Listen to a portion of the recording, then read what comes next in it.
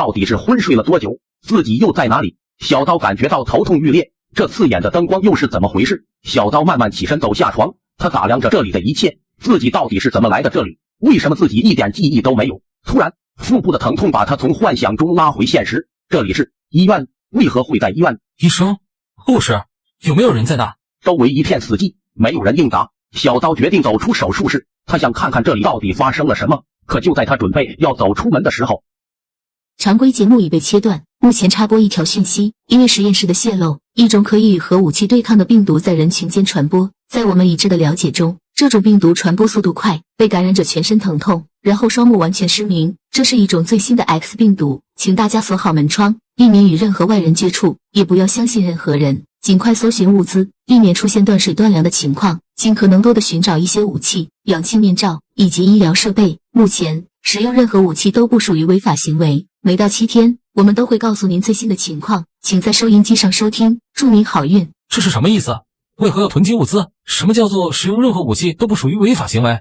X 病毒又是什么？带着这些疑问，小刀推开了手术室的门。和手术室里一样，楼道里也是一片狼藉，看来这里的人都已经离开了。突然，楼道里灯光闪烁，恍惚间，小刀仿佛感觉到有一个人影在手术室里走动。有人？小刀再次返回手术室，可是这里哪有什么人影？可能是饿久了，都已经出现了幻觉。走到前台，前台也是凌乱不堪，这里的人都走得很是匆忙，一定是有大事发生了。有一部对讲机，打开对讲机。有没有人啊？你好，有人吗？对讲机中除了传来一些电流声，没有任何人回应。先拿在身上备用吧。还有一个座机。小刀尝试着联系外人，可是电话中只传来一段很长的尾音，电话完全没有信号。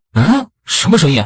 楼道的尽头似乎有什么人在敲门，小刀缓缓走上前，从门上的阴影他看到似乎有人在开门。就在小刀想去帮忙开门的时候，他听到门的另一边哇呜逼吼，这似乎不是人类发出的声音。他猛然想起了什么，刚刚电视中警告说不要和任何人接触，也不要相信任何人。小刀的手慢慢收了回来，得马上离开这里，安全通道是不能走了，只能走电梯。幸好电梯还能用，打开电梯，电梯中也是一副脏乱的状态，好在电梯还能用，按下1楼。随着电梯缓慢下降，小刀心里越是忐忑，他不知道电梯开门的那一瞬间他会遇到什么。刚刚先找一把武器防身好了。没能多想，电梯缓慢打开，还好这里除了乱了点，一切还算正常。就在这时，他看到远处有一个人影，这次没看错，确实是一个人影。小刀赶紧跑上前准备打招呼，可他走近才发现，这个人的衣服也已经破烂不堪，脸上的妆容更是难以形容。男人直接冲着小刀扑了过来，小刀吓坏了。紧接着，楼道的拐角处跑出了更多这样的人，小刀赶紧跑出了医院。等等，这个世界到底发生了什么？为什么会有废弃的装甲车停在这个大街上？顾不上多想，小刀赶紧打开了装甲车跑了进去。刚才那些是什么人？为什么感觉他们失去了理智？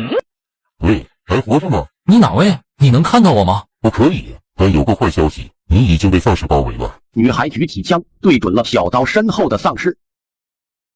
小刀着实被这声枪响吓了一跳，随后他就看见身后有一只丧尸倒了下去，可接着就有更多的丧尸听到枪声向着他这边靠近。如果不想死的话，就赶快离开那里，我在楼下接应你。女人？小刀怎么也没想到，昨晚对讲机上救他的居然是个女人。他刚刚从装甲车里逃出来，就再次被他相救。愣了片刻，他赶紧朝着大楼跑去。街上凌乱不堪，偶尔有1、2只丧尸向着小刀正面扑来，都被他很巧妙地躲了过去。了很大的劲，终于跑到了楼下。快进去关上门！接替他的女孩也早已经守在了楼下。两人跑进大楼，赶紧关上了铁门。功夫不错啊！哪里，病好。这时小刀才仔细地打量着这个女孩，一袭白衣，但这也掩盖不了她那绝世容颜。望着望着，小刀竟然有些吃了。这里的人都已经撤走了，你怎么还在这里？女孩打断了小刀的幻想。我也不知道，我起来就在医院里躺着了，我到现在都没明白是个什么情况，为什么这些人会失去理智呢？人，他们已经不是人了。什么？你没听错，他们感染了 X 病毒，已经变成了丧尸，千万别被他们咬了，不然也会被感染。听到这里，小刀已经是一身的冷汗，他很庆幸昨晚没有打开医院的那扇门，不然后果不堪设想。我叫青柠，你呢？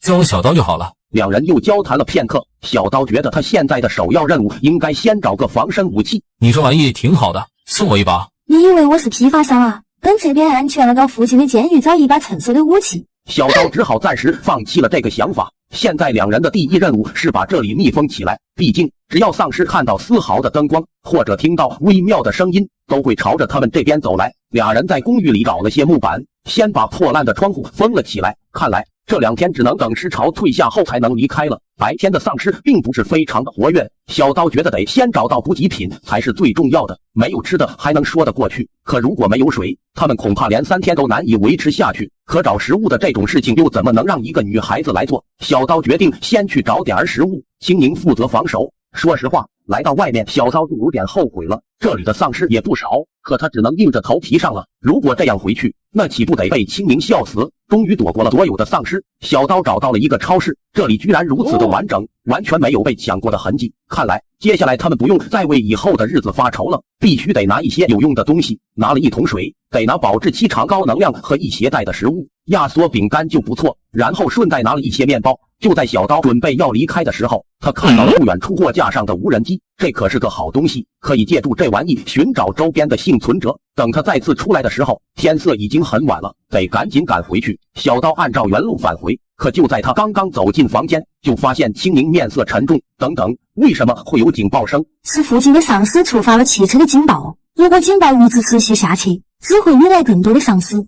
看来得想办法关掉汽车的警报。丧尸病毒爆发的第3天，就在小刀拿回足够的生活物资时，楼下汽车的警报声突然响了起来。这个警报声会引来更多的丧尸，必须想办法处理这个问题。青宁的手里有枪，可这也不足以处理如此多的丧尸，更何况枪声可能会完全暴露俩人的藏身之处。看着丧尸越来越多，不能再耽误下去，青宁开口说道：“不能再等，我下去引开他们，你想办法关掉车上的警报。”虽说这是可行的办法，但这样也未必太冒险，不能再拖下去。说着，青宁就要扛着枪向外走去。等等。小刀貌似想起了什么，这个从商场里拿的无人机不就是最好的诱饵吗？想到这里，小刀喜出望外，打开无人机。还好无人机还有48的电量，足以把丧尸引到够远的地方。把无人机释放后，无人机的嗡嗡声马上引起了丧尸的注意，尸潮开始向着无人机奔去。乘着尸潮离开，小刀赶紧走上车，关掉了警报。可就在这时候，大麻烦出现，无人机出现了低电量的提示。原来无人机由于放得太久，电量都是虚的，无人机开始自动返航。此时小刀才刚刚下车，看到丧尸折返回来，他明显也有些慌。青宁也赶紧走下楼掩护。要说青宁的枪法是真的准，一枪解决一个，可这也架不住丧尸的数量。小刀乘机赶紧跑进来，可还是被丧尸伤到手臂。庆幸的是，两人顺利回到安全屋。你怎么样？看到小刀受伤，青宁明显有些担心。怎么办？俩人你看看我，我看看你，顿时没了主意。赶紧先把我绑起来，要是情况不对的话，请马上解决我，我可不想变成他们那个样子。小刀此时还是开玩笑的说道，脸上表现的毫不在意的表情，他只不过是强装镇定罢了。要是你成了他们那样，我就先解决你，然后我会出去解决所有的丧尸。青宁也是一副毫不在意的表情，两人苦笑一下。好在直到第2天，小刀都没有出现变异的情况。可有个严重的问题，由于小刀手臂被抓伤，已经有了明显的感染，现在急需要处理伤口。我陪你一起去，你逃出来的医院里应该有我们要的东西。小刀点点头。昨天夜里已经给无人机充满电，两人再次利用无人机引开丧尸，趁机向着医院跑去。医院里依旧有零零散散的丧尸，但都被青宁一一解决。两人坐着电梯来到8楼，这里就是小刀当时离开的手术楼层。来到取钥匙，黑乎乎的一片。就在小刀按下开关的那一刻，他们的面前突然出现一具丧尸，只不过这只丧尸是被绑在椅子上，汉着装死前应该还是个医生。医生不愿变异后像其他丧尸一样出去害人，就事先把自己绑在椅子上控制起来。看到这里，这个医生不得不让小刀肃然起敬起来。青宁举起枪解决了这个丧尸，两人在取药室里拿走了所有的药品。现在这个阶段，任何药都可能会用得到。青宁先是给小刀做了消毒以及包扎，等两人拿好所有药品准备离开的时候，他们听到轻微的脚步声，随后就听到一声枪响，还有活人。可是这人是谁呢？敌军还是友军？在这乱世下，任何人都有可能。接上集，就在小刀和青宁逃到医院拿取药品的时候，一声枪响打断了两人的谈话。走出药房，门口赫然站着几个人，没想到还真有活人。眼镜瞅着小刀两人，太好了，你们还活着。可还没等小刀说话，其中一个女人就拿了把刀走过来，直接架在小刀的脖子上。你什么意思啊？丧尸都被你们引了过来，我们死定了。听我说，安娜，把刀放下来。眼镜上来劝阻。等等，什么叫我们引来了丧尸？我们几天前就躲在医院，原本平安无事，可自从你们来了以后，所有的丧尸都开始向着医院靠拢。小刀这才知道他说的是什么意思。这时候1楼突然出现异响，众人来到1楼，这里已经聚满了丧尸，要从这里走出去几乎是不可能的事情。随着丧尸越来越多，玻璃慢慢出现了裂缝。就在众人商议怎么办时，一声枪响打断了众人的谈话。妈的，肯定是刀疤干的，这疯子到底在干什么？众人赶紧跑到天台，只见男人用枪瞄准楼下的丧尸，一枪一个。刀疤，你疯了吗？你这样只会招来更多的丧尸。眼镜上去劝阻，我劝你说话小心一点，四眼仔。子弹本来就没多少，你这样随便乱用有什么意义？两人越吵越凶，丝毫没有停下的意思。就在这时候，刀疤直接给了眼镜一拳，随即两人就扭打在一起。小刀原本想上去劝架，毕竟现在还不是争吵的时候，楼下的玻璃只要裂开，整栋大楼都会无处躲藏。可就在他刚刚走上前，就被刀疤猛踹一脚踢开，这一脚踢的小刀差点断了气。服不服？你刚刚是在威胁，你哪来的勇气威胁四眼仔？没有我你们能活着走到这里，你是不是忘了谁才是队伍里的老大？放开！刀疤后脑勺觉得一凉，一个枪口直接对在了他的头上，是青宁。青宁直接用枪顶在了刀疤的头上。我说放开！青宁的语气很是冰冷，刀疤终于还是松开了手。女人有你后悔的一天。刀疤到现在还在嘴硬，要不是现在丧尸横行，你觉得你能见到明天的太阳？青宁的语气冰冷的让小刀都是一身冷汗。说实话，直到现在小刀都没有搞清楚青宁的身份，无缘无故的就这样冒了出来。刀疤不敢言语，众人也没有一个人敢说话，似乎都被青宁的言语怔住了。众人把刀疤绑在了柱子上，然后他们走下楼，商议该如何走出去。不能从大门出去，这无异于送死。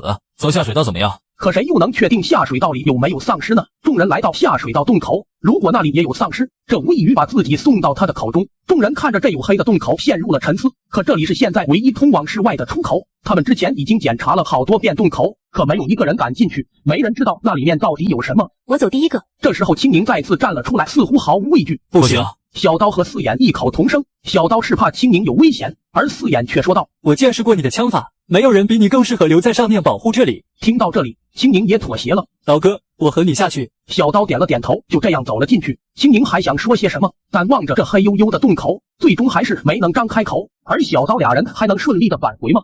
接上集，青宁控制住刀疤，小刀和眼镜前往下水道寻找出路。下水道的恶臭扑面而来，偶尔只有一两只老鼠跑过。俩人不知走了多久，路的尽头被钢筋拦住去路，如果强行切断钢筋可能会费心。小刀决定去医院找找有没有切割机之类的工具。可就在这时，俩人听到栏杆的另一头有异响，看来就连下水道也被丧尸占领，俩人只能无功而返。怎么样？没戏，下水道也已经被占领，只能找其他的出路。几人来到1楼，这里的裂缝已经由肉眼可见的速度裂开，这里已经坚持不了多久，如果这里被突破，就真的再也没办法离开，得想想其他的办法。众人再次来到天台，看着楼下这黑压压的一片，难道从这里逃出去真的没有任何希望吗？快点把老子放开！你们是怎么活到现在的？自己心里没点数吗？如果你还有这么多的废话，我不介意浪费一颗子弹。刀疤不再言语。远处有一个停车场，停车场里的那辆面包车应该能装下我们所有人。我看看。小刀拿起眼镜手里的望远镜。不行，实在太远，别说走到那里，我们现在离开这栋大楼都费劲，根本没办法穿过这个尸潮走到那里，更别说去那里把车开回来。可这是现在唯一的办法，不然还能怎么办？我们悄悄从旁边绕过去怎么样？我觉得这个办法可行。一群蠢货！这时刀疤再次说话：你们不会蠢到真的以为丧尸是只用眼睛看的吧？这是什么意思啊？难道他们还有其他的办法来追踪人类？把我放开，我告诉你们。既然不想说，那就最好闭嘴。刀疤这话是什么意思？除了眼睛，难道他还有其他的能力？众人经过一番分析，他们是可以听声辨位的。当初我用无人机的时候就发现了这一点。小刀说道：看来眼睛和耳朵都能够正常使用，那么嗅觉呢？如果他的嗅觉也是正常的话，那我们就只能放弃了，永远也不可能逃离医院。那倒未必，恰恰相反，我们可以利用他的这个功能从尸潮里混过去。这一说一听，惊出众人一身冷汗。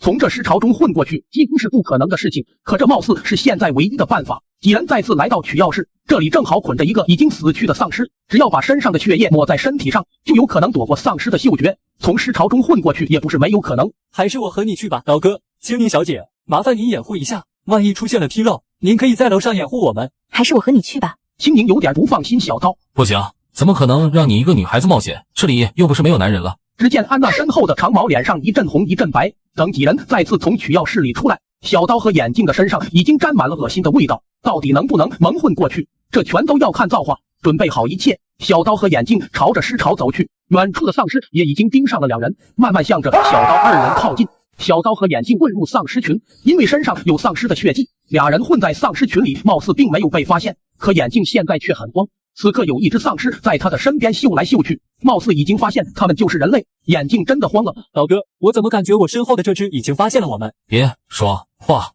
两人此时也是非常的紧张，要知道此时要是被发现，他们可能会被啃食的连骨头都不剩。还好两人意志力强大，可天有不测风云，人算不如天算，天空慢慢下起了细雨，这对俩人来说无疑是个致命的灾难。随着雨越下越大，俩人身上的血渍也开始慢慢褪去，已经有丧尸注意到俩人，他们开始寻找气味的由来。小刀和眼镜也已经发现不对劲，老哥，行尸的味道是不是被雨水冲掉了？别说话，装作什么都不知道，继续向前走。可随着俩人身边的丧尸越来越多，小刀知道他们的行踪已经暴露，确实暴露了，快走。就在这时，一只丧尸腾空而起，直接向着俩人扑过来。一声气，这只丧尸直接飞出去10米远。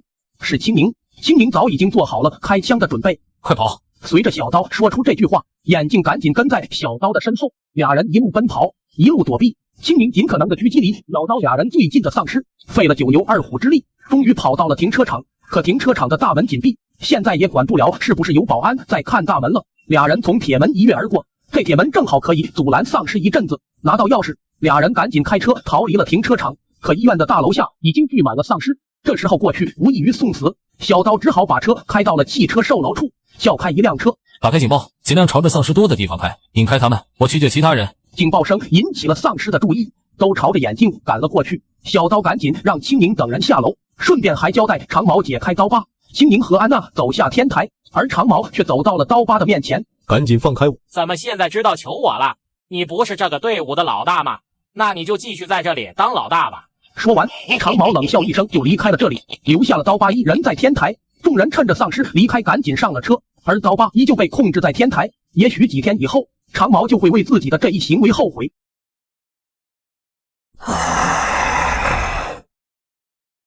丧尸已经进化到这程度了吗？还好，运气还不错，居然逃到了监狱。这里面一定会有武器，但现在的主要任务是先处理监狱外的这些丧尸，不然他们的吼叫声只会引来更多的丧尸。怎么样，伤的严不严重？青宁在刚刚逃脱的时候还是受了伤，这让小刀有点担心。没事，你不用担心，这是磕伤，并不是被丧尸抓伤的，不用担心我会变异。听到这里，小刀才放松下来。你觉得他们怎么样？小刀说的他们正是安娜一伙人，这种担心并不多余。从长毛放弃刀疤来看，他们貌似并不是一起的，也是临时搭伙而已。我也说不上来，那女人手上的那把匕首我也是第一次见。从昨天她杀丧尸脸上没有任何表情来看，那个女人绝对不简单。如果不是上面派下来的，那她绝对是个高手。上面？你是说？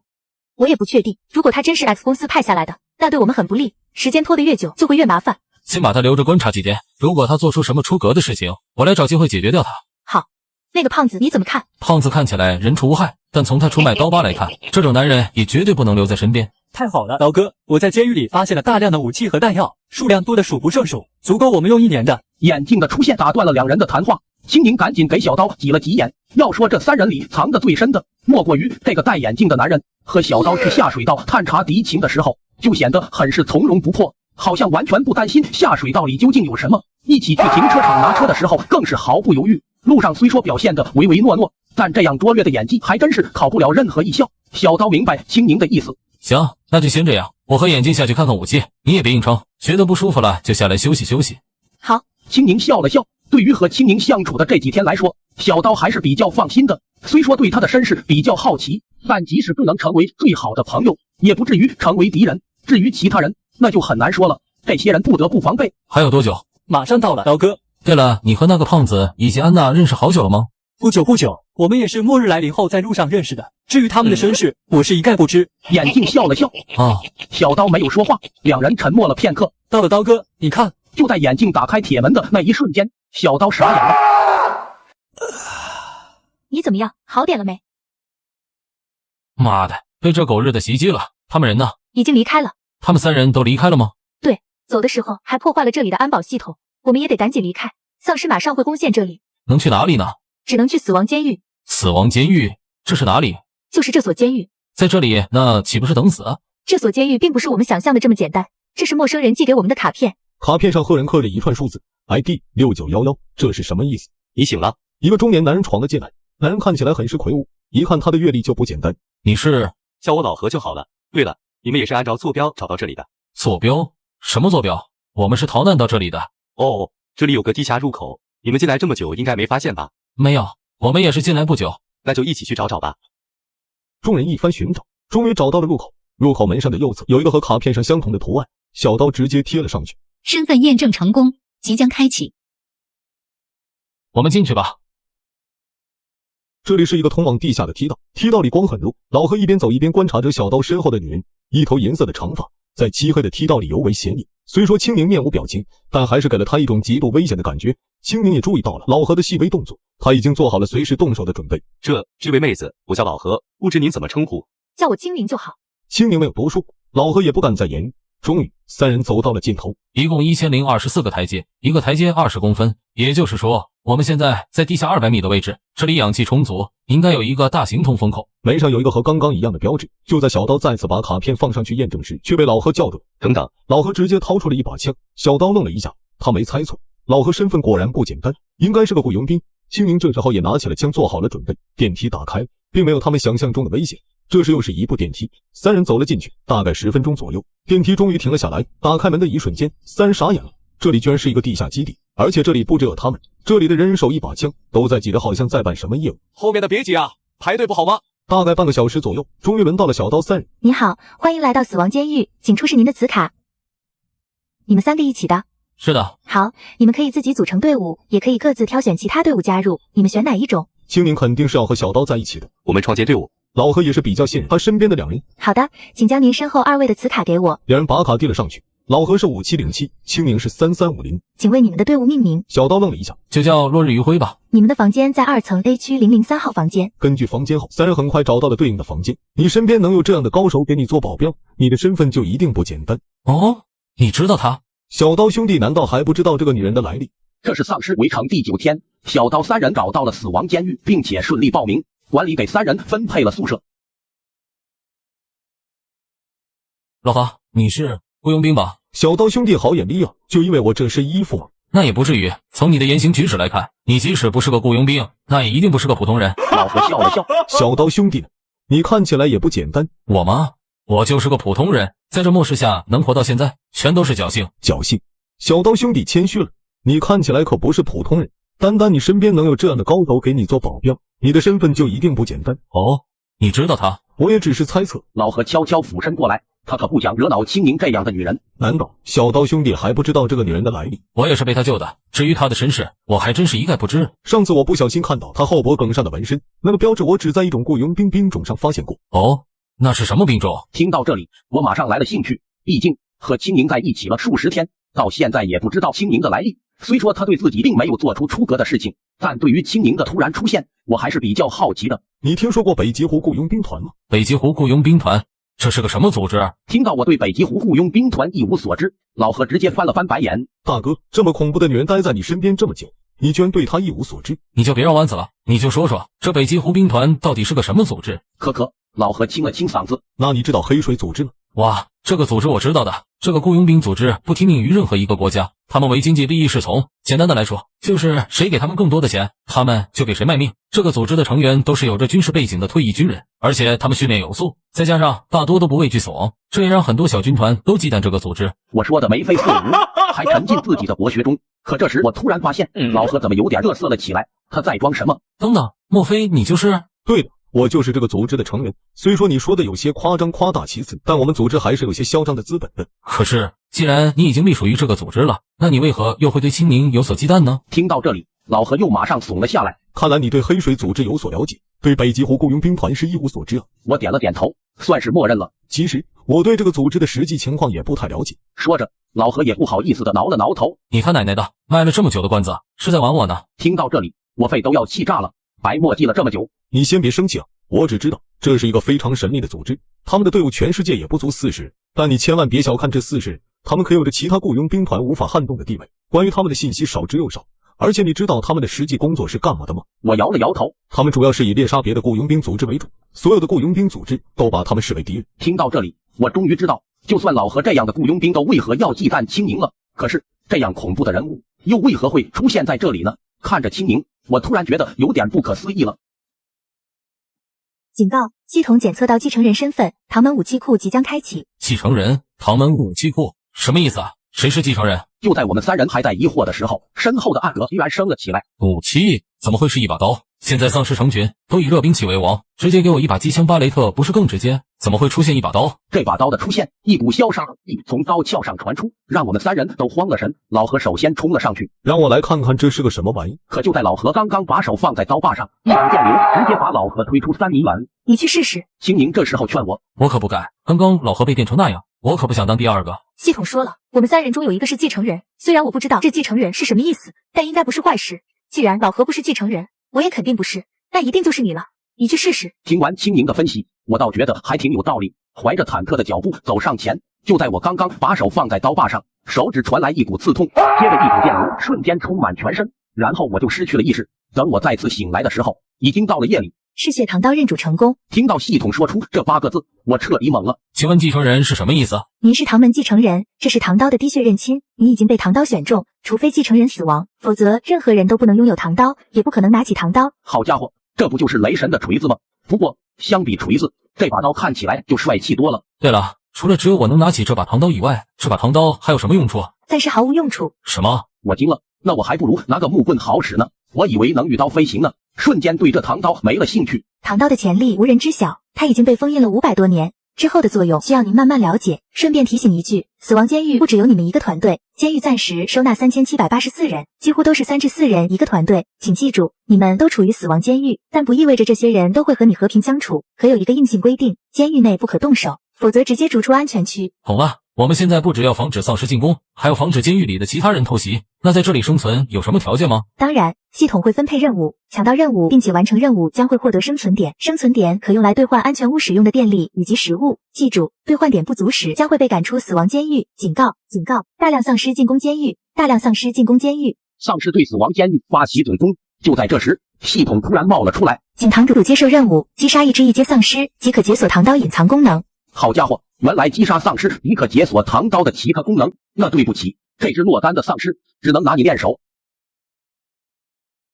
唐刀的锋利着实出乎我的意料。恭喜堂主完成任务，解锁以下能力。能力1，可控制一只异阶丧尸，异阶丧尸在1公里范围内不能摆脱控制。这唐刀这么强，居然拥有控制丧尸的能力。能力2，在唐刀附近会让异阶丧尸对你失去目标。失去目标，有意思。那就是说，只要唐刀在手，异阶丧尸就会把自己视为同类，不会对自己发起攻击。这相当于完全隐身啊！这比前2天用丧尸的血迹蒙混过关可强多了。想到这里，我都想混到尸潮里去威风威风，可想来想去，还是算了，这样会让其他人把我也当作怪物的。已解锁任务1，是否接受新任务？这时候，系统的声音再次出现，接受。这次我没有丝毫犹豫，我还真想马上解锁唐刀的所有能力。我倒想看看这古代神器还有多少神技没有展示出来。任务2，击杀10只丧尸，解锁唐刀2级隐藏功能。异阶丧尸不能对我发起攻击，那我击杀10只丧尸完成第2个任务岂不是轻轻松松？想到这，我都快笑出了声。但这样完成任务好像没有丝毫挑战，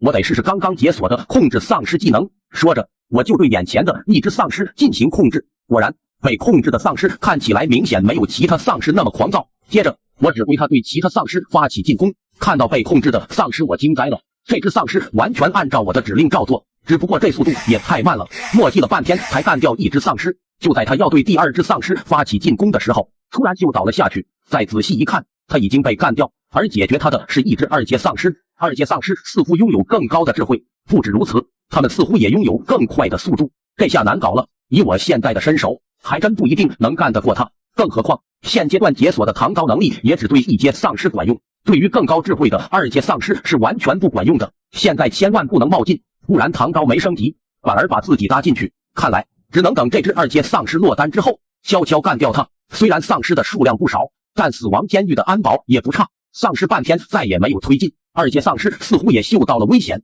居然从战场撤离了。机会到了，就是现在！救命啊！救命啊！哼，1只、2只、3只、4只、5只、6只、7只、8只、9只，正好10只，有意思。谢谢这位小兄弟相救，不然今天老头子我就撂在这儿了。没事，大爷，赶紧回家吧，别出来了，外面全是丧尸，不安全。谢谢。恭喜堂主完成击杀10只丧尸的任务。任务奖励：奖励1，乾坤箱，乾坤箱内可装万物；奖励2，子母匕首1把。子母匕首听起来挺有意思。奖励3，护目面具1个。奖励4，施有者能力增加，丧尸数量增加至10只。这次居然给了4个奖励，有意思有意思，这次的收获还真不小。下雨了，我找了个房间锁了起来避雨，而街角的另一边，3个男人无聊的打着扑克。中年男人名为李老大，一身的腱子肉，而他旁边的2个年轻人则是他的2个弟弟，李老二和李老三。老二老三是双胞胎，兄弟3人现在完全没有打牌的兴趣。哥，再这么耗下去，咱哥仨可就真的饿死在这里了。想想办法。想办法？想什么办法？这时，狡猾的老三看了一眼绑在他们身后的4个女性，实在不行，咱把他们吃了，敢不敢？听闻这句话，老二敲打了一下老三的头。老三，你还真敢说！就在他们寒暄的时候，墙角被捆的4个女性瑟瑟发抖，其中一对是母女，妈妈张雨和女儿张小雪，另一对是姐妹2人，姐姐何丽，妹妹何雪。她们都是丧尸爆发后被困的幸存者，本以为躲过了丧尸，却怎么也没想到最后栽到了人的手里。实际上，姐妹花之前还是老二老三的同事，但现在他们好像完全不顾这些。李老大朝着众人走了过来，吓得4人不敢言语。食物不够了，我只给你2天的时间，去找点吃的回来。2天要是不回来，你知道你妹妹的下场。何丽没有说话，只是低着头。妈的，问你话呢，听到了没有？听到了，我这就去，但请你们遵守你们的誓言，不会对我妹妹动手。还没等何丽说完，他的一巴掌就对他甩了过来。别他妈废话了，赶紧滚！为了救下妹妹，何丽只能冒着大雨走出了门，而兄弟3人嘴里说出的话又如何武器，但他们却不知道，他们将要为这次冲动付出生命的代价。丧尸病毒爆发的第13天，路上还能看见零零散散几只丧尸。突然，我发现楼外一个女孩正被一只丧尸追捕。在这世道下，谁知道女孩是不是引诱好心人出来相救的诱饵？现在只能自保，多一事不如少一事。妹妹，姐姐对不起你，姐姐先走一步。妈，还是出手了，本来不想救的，实在是有些于心不忍。姑娘醒醒！居然被吓晕过去了，没办法，只能先带回去。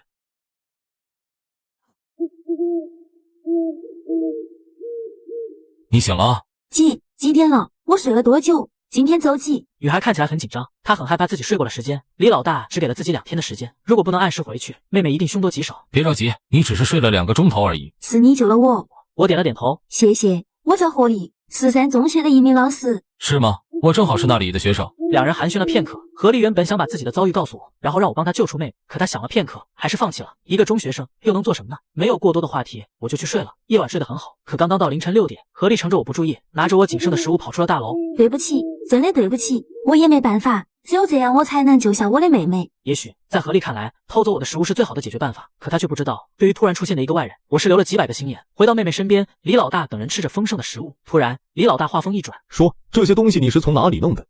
遇到一个幸存者，我从他那里偷的。几个人？男的女的？多大年龄？就一个17、18岁的高中生。原来是个小屁孩。听到是个高中生，李老大也没有很在意。食物不多，你们就别吃了，至少给2个孩子吃一点。还没等何丽说完，就又被踢出去了3米远。李老大还不知道，这一切都被屋外的一个人影看在眼里。你是不是找死？李老大直接拿出了枪，可就在这时，随着手臂落下，一个人影出现在门口。怎么？你没什么话想说的吗？我看了一眼何丽，对不起，我不敢拿你的东西。拿？不，石头，对不起。何丽的声音压得很低。大哥，我去你奶奶的！老三拿起刀就要冲上来，可就在这时他突然停了下来，因为他发现此时正有一把匕首顶着他的脑门。你还想动手？老三现在是动也不敢动。他们怎么办？什么怎么办？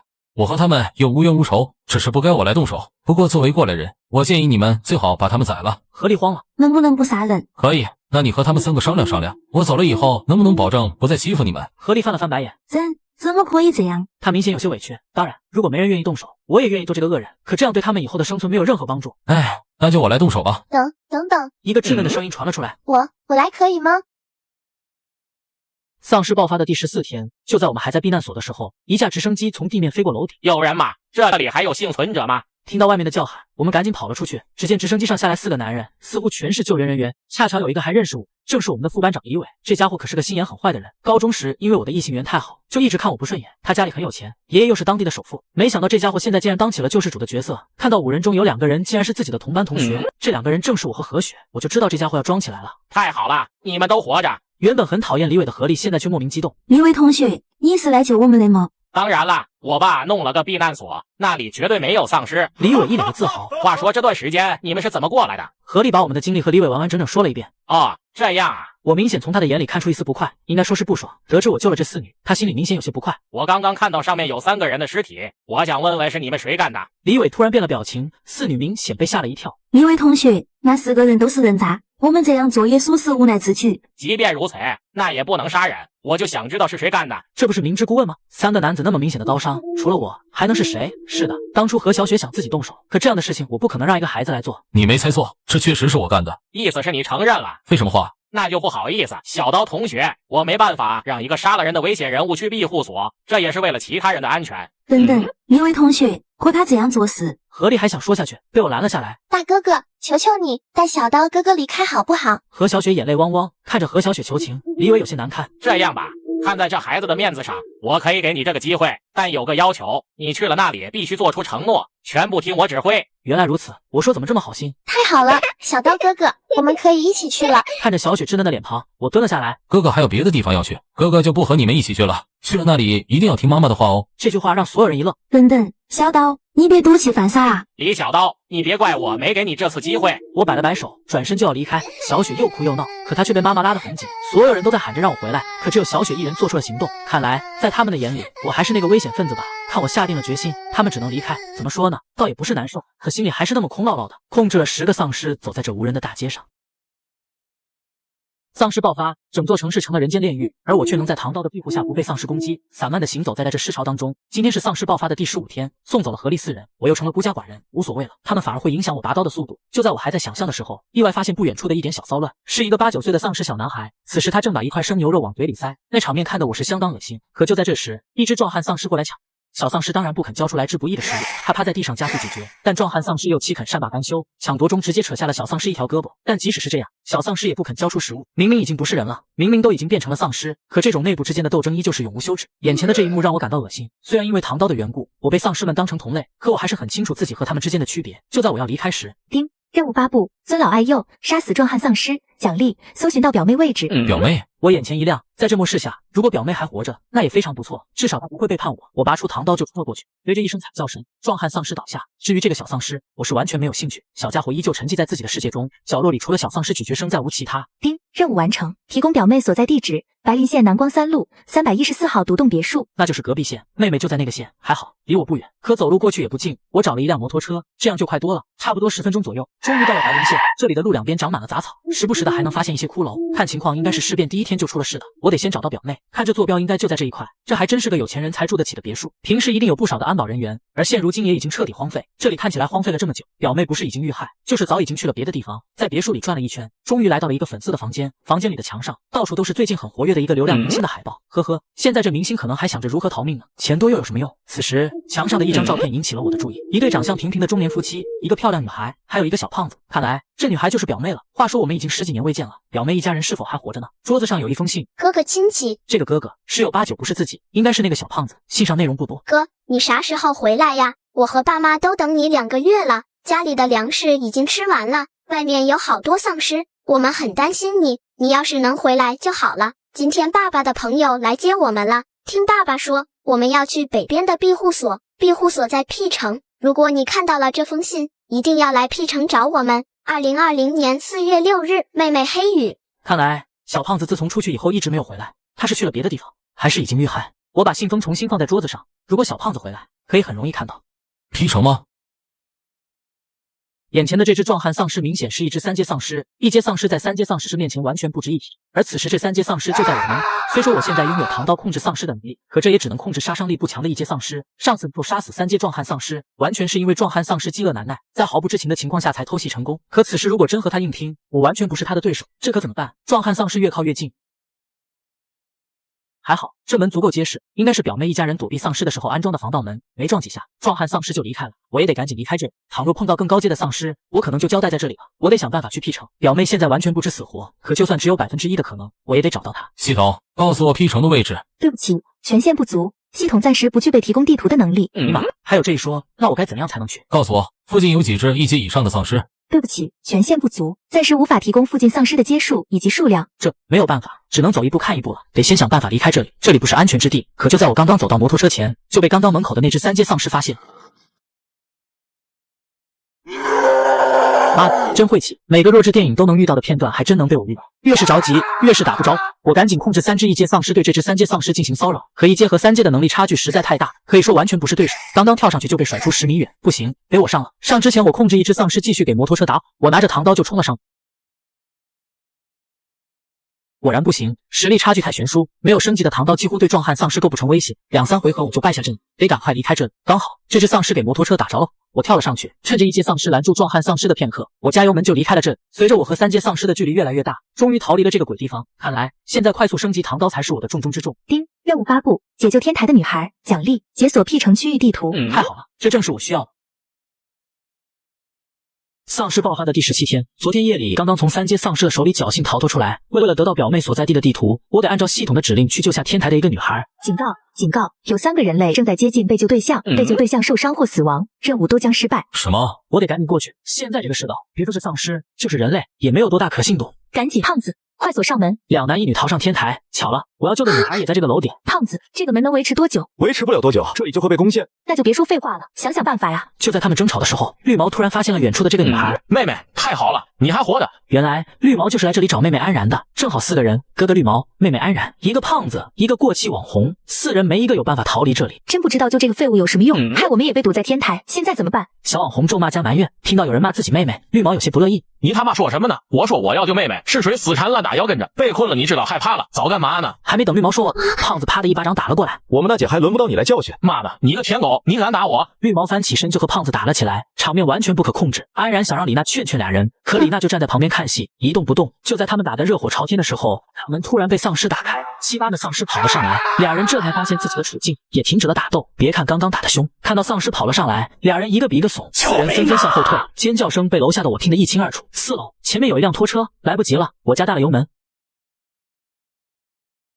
咦，他们怎么了？李娜感到很是奇怪，其他3人也慢慢睁开了双眼，眼前的一幕让他们惊呆了，丧尸就站在他们面前，也没有再对他们发起进攻。这个时候，他们才突然发现身后的我。自从和绿毛打了一架后，实际上胖子也有些鼻青脸肿，但没人关心他，即使是胖子维护的李娜，连一句谢谢都没有。然而胖子仿佛已经习惯了一般。当然，李娜居然显得很是自然。看到我的突然出现，4人先是一惊，李娜最先开口：这些都是你做的吗？李娜指了指他们身后的丧尸，算是吧。听到这样说，李娜突然跑过来抱住我的手臂，她和我贴得很近，甚至已经能够感受到她身体的温度。我叫李娜，灾难还没发生的时候，我可是个小网红呢。李娜嗲声嗲气。哦，是吗？明星啊，那你还挺厉害。我没好气的回应几声，网不网红和我又有什么关系？绿毛对李娜投来鄙夷的目光，胖子的表情更加微妙，他似乎要把我吃了。可看着他身后的丧尸乖乖走下楼梯，他心里又有点慌。这个男人到底是什么来路？可我却管不了那么多，只要安然能活过今晚，我的任务就算完成了。可是他能活过今晚吗？别以为你救了我们，我们就会听你指挥，别人我管不着，至少我王胖子是不会臣服在你。不要，小刀先生。你以为我想管你们的破事？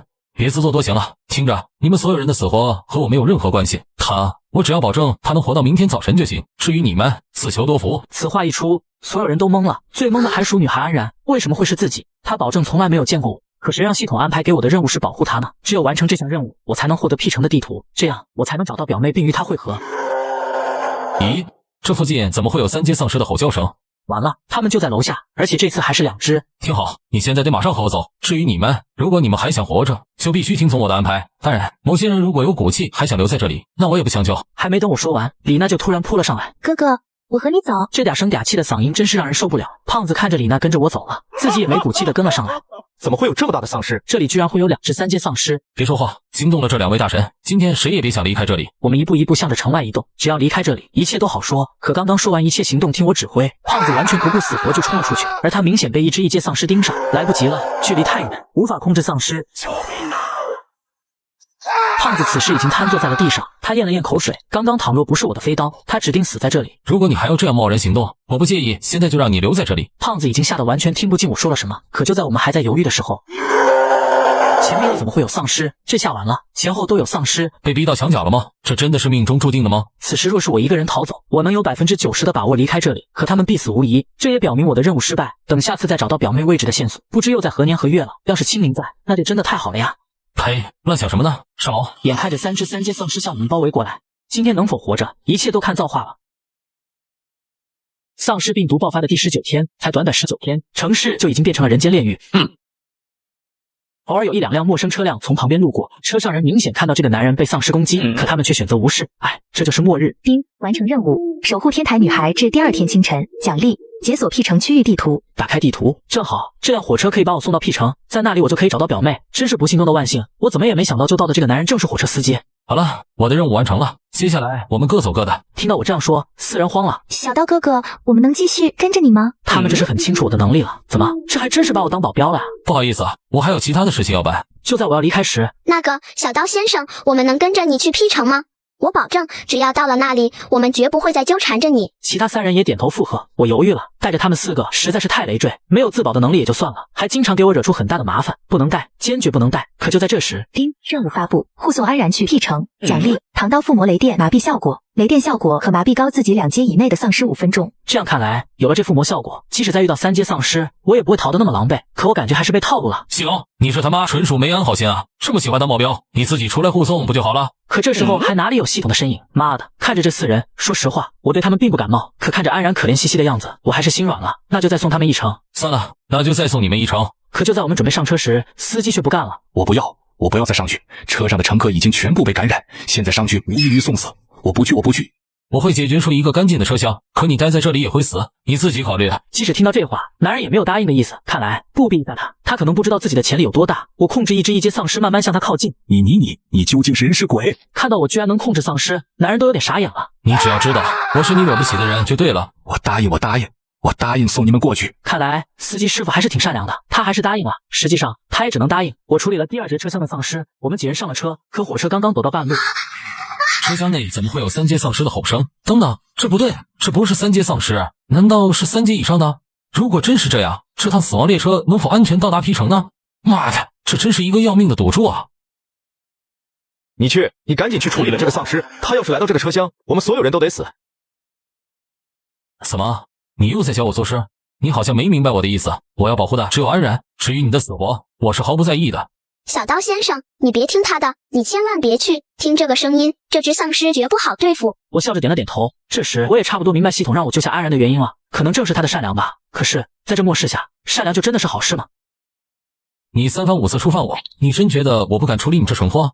这是我最后一次警告你。这是丧尸病毒爆发的第20天，好不容易逃上去往 P 城的列车，可当车辆行驶到一半时，我们却听到后节车厢有更恐怖的声音。这是3阶以上的丧尸发出的声音。别说3阶以上的丧尸，就是3阶丧尸，以我现在开发不到1%的唐刀能力，恐怕也难以应付。原本是我要自己去往 P 城寻找表妹的，可没想到硬是被这4人缠上。没办法，我得多关几个车厢的通道，只有这样，我们才有可能坚持到终点。我去后面看一圈，我会尽量多处理几节车厢。记住，我走后赶紧关好门，防止丧尸突破我朝你们跑过来。众人点了点头，默认了。可胖子一个微妙的动作被我捕捉到，是的，他在笑。这狗日的一肚子坏水，不知道又在打什么馊主意。就在我刚刚走进第3节车厢，胖子赶紧走上前锁了门。我没有很在意，第3节车厢是空的。我走向第4节车厢，里面只有3只1阶丧尸，还好，运气不错。第5节、第6节只有零零散散的几只1阶丧尸。我越走就越觉得奇怪，已经这么远了，按理说丧尸的声音不太可能从这里传到我们所在的第2节车厢。恍恍惚惚，我已经来到了倒数第2节车厢。当我打开第2节车厢的门，我傻眼了。这节车厢里满载3级丧尸，有将近15、16只。这尼玛！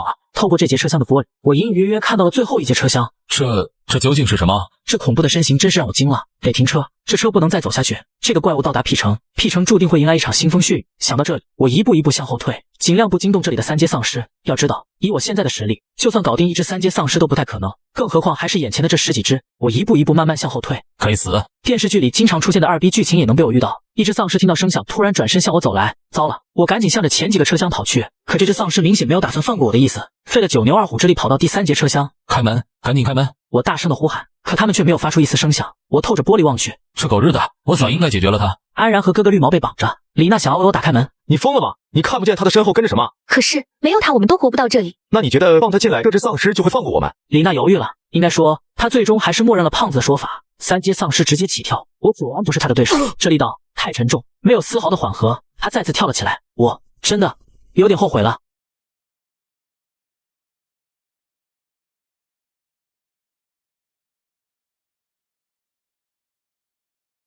3阶丧尸接连被5枪击中，但这种枪火似乎对他并没有致命伤，5枪只是把他逼退到了第3节车厢。抓住时机，女孩跳下车顶，对着2、3厢火车的连接处连开几枪，直到车厢的连接处被完全打断。看着距离越来越远，丧尸对着女孩发出怒吼。女孩走进车厢，此时的我已经完全失去了知觉。都经历了这么多，还是这么莽撞啊！看来你的仁慈并没有换来他们的理解啊。有些事情并不是靠同情心就能摆平的。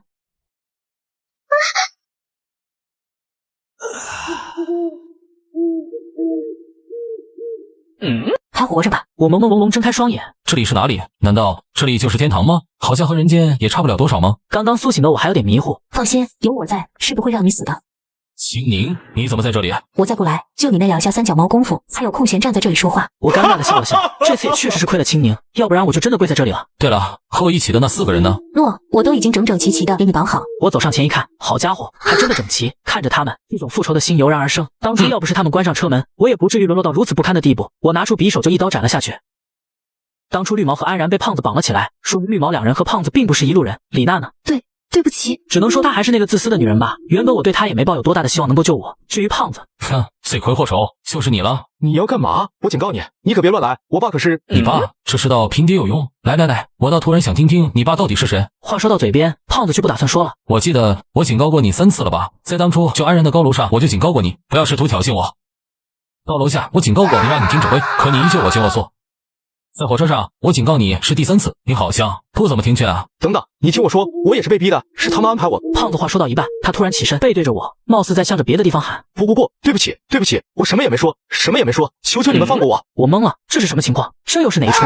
是死胖子疯了？刚刚还正常交谈的一个男人，就这样突然疯了？这是你怎么看？看来你已经被盯上好久。我一惊，什么意思啊？盯上我有什么用？是谁盯上了我？我也说不好，这我得回去再调查调查，看你打算怎么处理。望着远去的胖子，我沉默了。算了，一个疯子而已，不管是真疯还是假疯，他都难以逃出这荒漠。妇人之仁。青宁拿起枪就对准了奔跑中的胖子，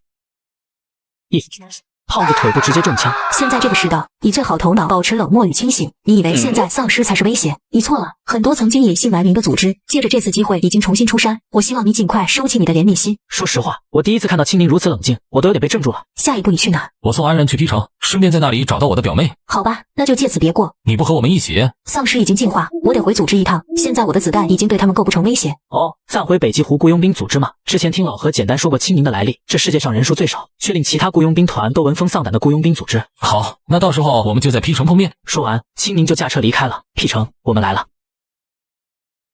你究竟是什么人？为何能控制丧尸？不要命的，尽管向前走一步。大哥，都别动。终于到达表妹信中所说的 P 城，可这里却安静的出奇。难道这里也已经沦陷？完成任务，护送安然去 P 城。奖励：唐刀附魔雷电麻痹效果，雷电效果可麻痹高自己2阶以内的丧尸5分钟。太好了，唐刀终于有了雷电麻痹效果，这样的话，我就可以控制高自己2阶以上的丧尸。也就是说，在碰到2阶极速丧尸和3阶壮汉丧尸，我也是有能力自保的。有人。我们向着枪声跑去，地上一块红色区域，门的上方正好有4挺机枪，正前方有3只丧尸。等等，先别过去。果然有问题，看来应该就是这里了。可门上这几挺机枪怎么想办法过去？就在我们还在犹豫的时候，上红色区域变绿，门里出来2个人。各位，欢迎来到 P 城，请走这边，我们老大有请。走进大门，我突然觉得有点不对劲。首先，这2人看起来就感觉不是简单的货色；其次，这里怎么看也不像一个正常的庇护所。还有这些门里究竟有什么？走了大概有10分钟，终于来到了地下。又来了新人，给我扒了，搜搜他们有什么值钱的玩意。你敢？又来了一个不识趣的，打开门，扔进去吧。这时候，身后的卷帘门才慢慢打开。好家伙，这家伙居然圈养丧尸！自己滚进去，还是逼我开枪？我进去可以，但你别后悔。我打开监狱的大门，6只丧尸突然朝着我扑来。就在男人还在得意的时候，他突然脸色变得僵硬，因为他发现这6只丧尸居然乖乖来到了我的身后，并没有对我发起任何攻击。他傻眼了。你究竟是什么人？我说过，你别后悔就好了。我说，你们这么做是不是不太厚道？怎么，在外打着庇护所的旗号，却干着抢劫的行当，真是打得一手好牌。可我今天倒想看看，不要命的尽管向前走一步。大哥，都别动，哥们，别冲动，即使杀了我，你也离不开这里。不如我们做个交易怎么样？你在和我谈条件？男人惊吓后退。 3个问题，答对了我就放过你们。男人点了点头，可能被吓得连自己点没点头都不清楚。第1个问题，这里是不是 P 城？第2个问题，有没有一个女孩和她的爸妈来过这里？女孩叫黑羽。第3个问题，你们究竟是什么人？我说，大哥，这里确实是 P 城，不过这也是以前的叫法。自从国际救援因为丧尸太多逃走后，这里就被我们义安帮占领下来。你说的这个女孩我没听过，不过在我们占领这里之前，12K 的人曾经来过这里，他们带走了所有人。至于你说的这个叫黑羽的女孩在不在里面，那我就不清楚了。放过我，大哥，我就知道这么多。 12K， 你知道他们基地在哪里吗？男人突然嘴角一笑，随即赶紧点了点头。丧尸爆发第23天，就在我们准备去往14K 基地救出表妹的时候，2只3阶丧尸拦住了我们的去路。可这2只丧尸也是奇怪，站在路中间一动不动，貌似睡着了一般。可我也没想到丧尸的进化速度会如此之快，他们貌似已经拥有了如何使用武器的智慧。就在我们打算慢慢靠近一查究竟时，我身后的男人却突然开了一枪，走火，走火！这怂包看得我真是牙痒。这一走火不要紧，丧尸突然睁开了双眼，朝着我们就走了过来，跑是跑不掉了。4个人，更何况这3兄弟手里有枪，他们可以拖住一个。以我现在唐刀的麻痹效果，怎么说也能解决一个。就在我还在分析如何战斗的时候，却突然听到背后汽车的声响。妈的，这3个男人居然临阵逃跑了！我怎么能相信一个靠抢劫为生的团伙？没办法，我赶紧让安然3人上车，毕竟他们是没有任何战斗力的，我只能硬上。先封锁一只3阶丧尸的行动能力，这样我就有时间对付另外一只。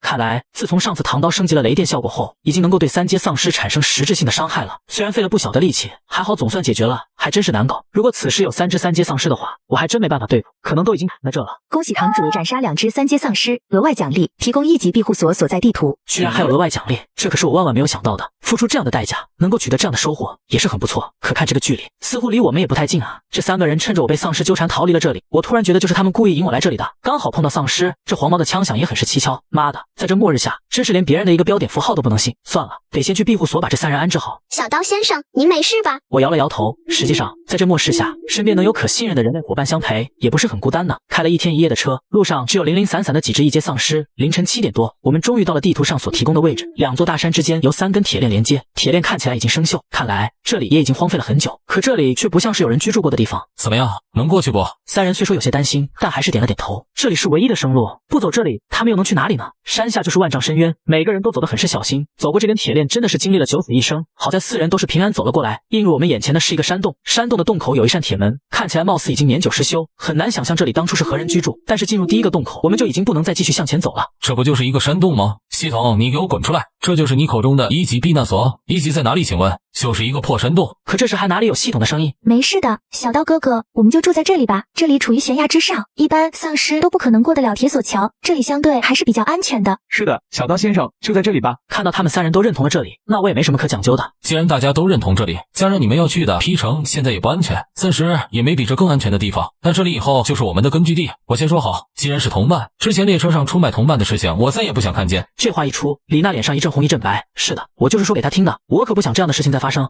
我知道了，小刀哥哥，这样的事情以后再也不会发生。我点了点头，既然已经准备好在这里定居，看来我明天还得下山一趟，去置办庇护所所需的装备。明天又是否能安全返回呢？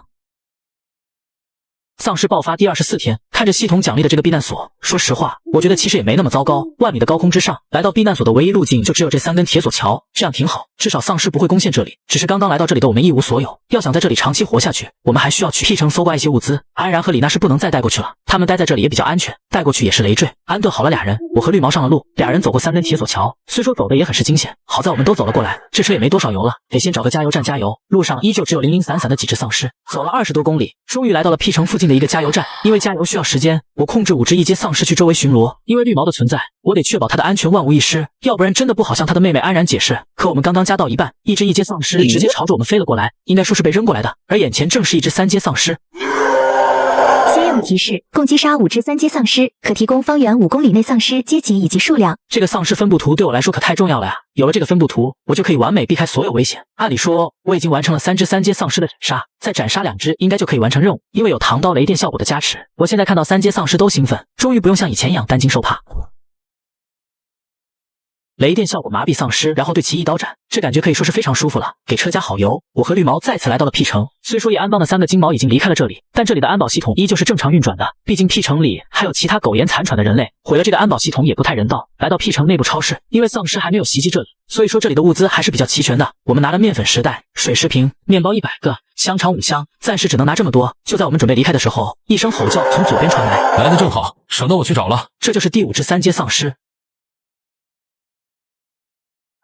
恭喜堂主完成5只丧尸斩杀任务，奖励随行地图。随行地图可搜索附近5公里丧尸的阶数及数量。太好了，终于完成了任务。可就在我们准备要离开时，天色突然暗了下来。刀哥，我们赶紧走吧。可这时候我却犹豫了。说实话，表妹至今生死未卜，就这样回去在避难所里苟延残喘，我实在有些于心不忍。你先自己回去吧，我得去这座城里搜寻一番。绿毛原本还想说些什么，看到我意已决，他还是放弃了。等绿毛离开后，我再次进入 P 城，这个表妹曾经过来避难的城市，能够搜到一些蛛丝马迹吗？来到黑暗的尽头，这里是一个仓库，仓库的上方写着仓库重地，禁止踏入的字样。这里面到底有什么？搞得这么神秘。我试着推开这扇门，可这门似乎从里面反锁了，推动了半天，根本毫无反应。我只能拿出唐刀，一刀斩了下去。随着叮当一声，门被打开，这里的仓库也是有窗户的，所以这里也就显得并不是那么黑暗。一只一阶丧尸从我的身边路过，他看起来已经很久没有进食的样子，已经饿得瘦骨嶙峋。仓库里看起来并不是很大，我在里面转了一圈，也只有零零散散的几个家具而已，这里不像是有人存在的样子。就在我要离开时，身后突然传出细细簌簌的声音。什么声音？难道这里还有丧尸？声音是从房间的最角落发出来的。我来到最深处，展开地上的箱子，里面居然站着一个老头。说实话，我被吓了一跳。老头躲了这么久没被丧尸发现，反而差点被我一刀送走。话说这老头躲的也真不是地方，可老头看起来却非常的平静，他似乎对我的到来并不感到奇怪，是因为已经对这样的处境麻木了吗？还是说知道自己大限将至，也不再留恋什么？小伙子，能给我一点吃的吗？老人开口了，他努力地挤出了一个很难看的笑容。可这怎么办？刚刚能直接吃的食物差不多都已经被我们搬走，我的身上只有一块吃剩的面包。这个你要吃吗？要。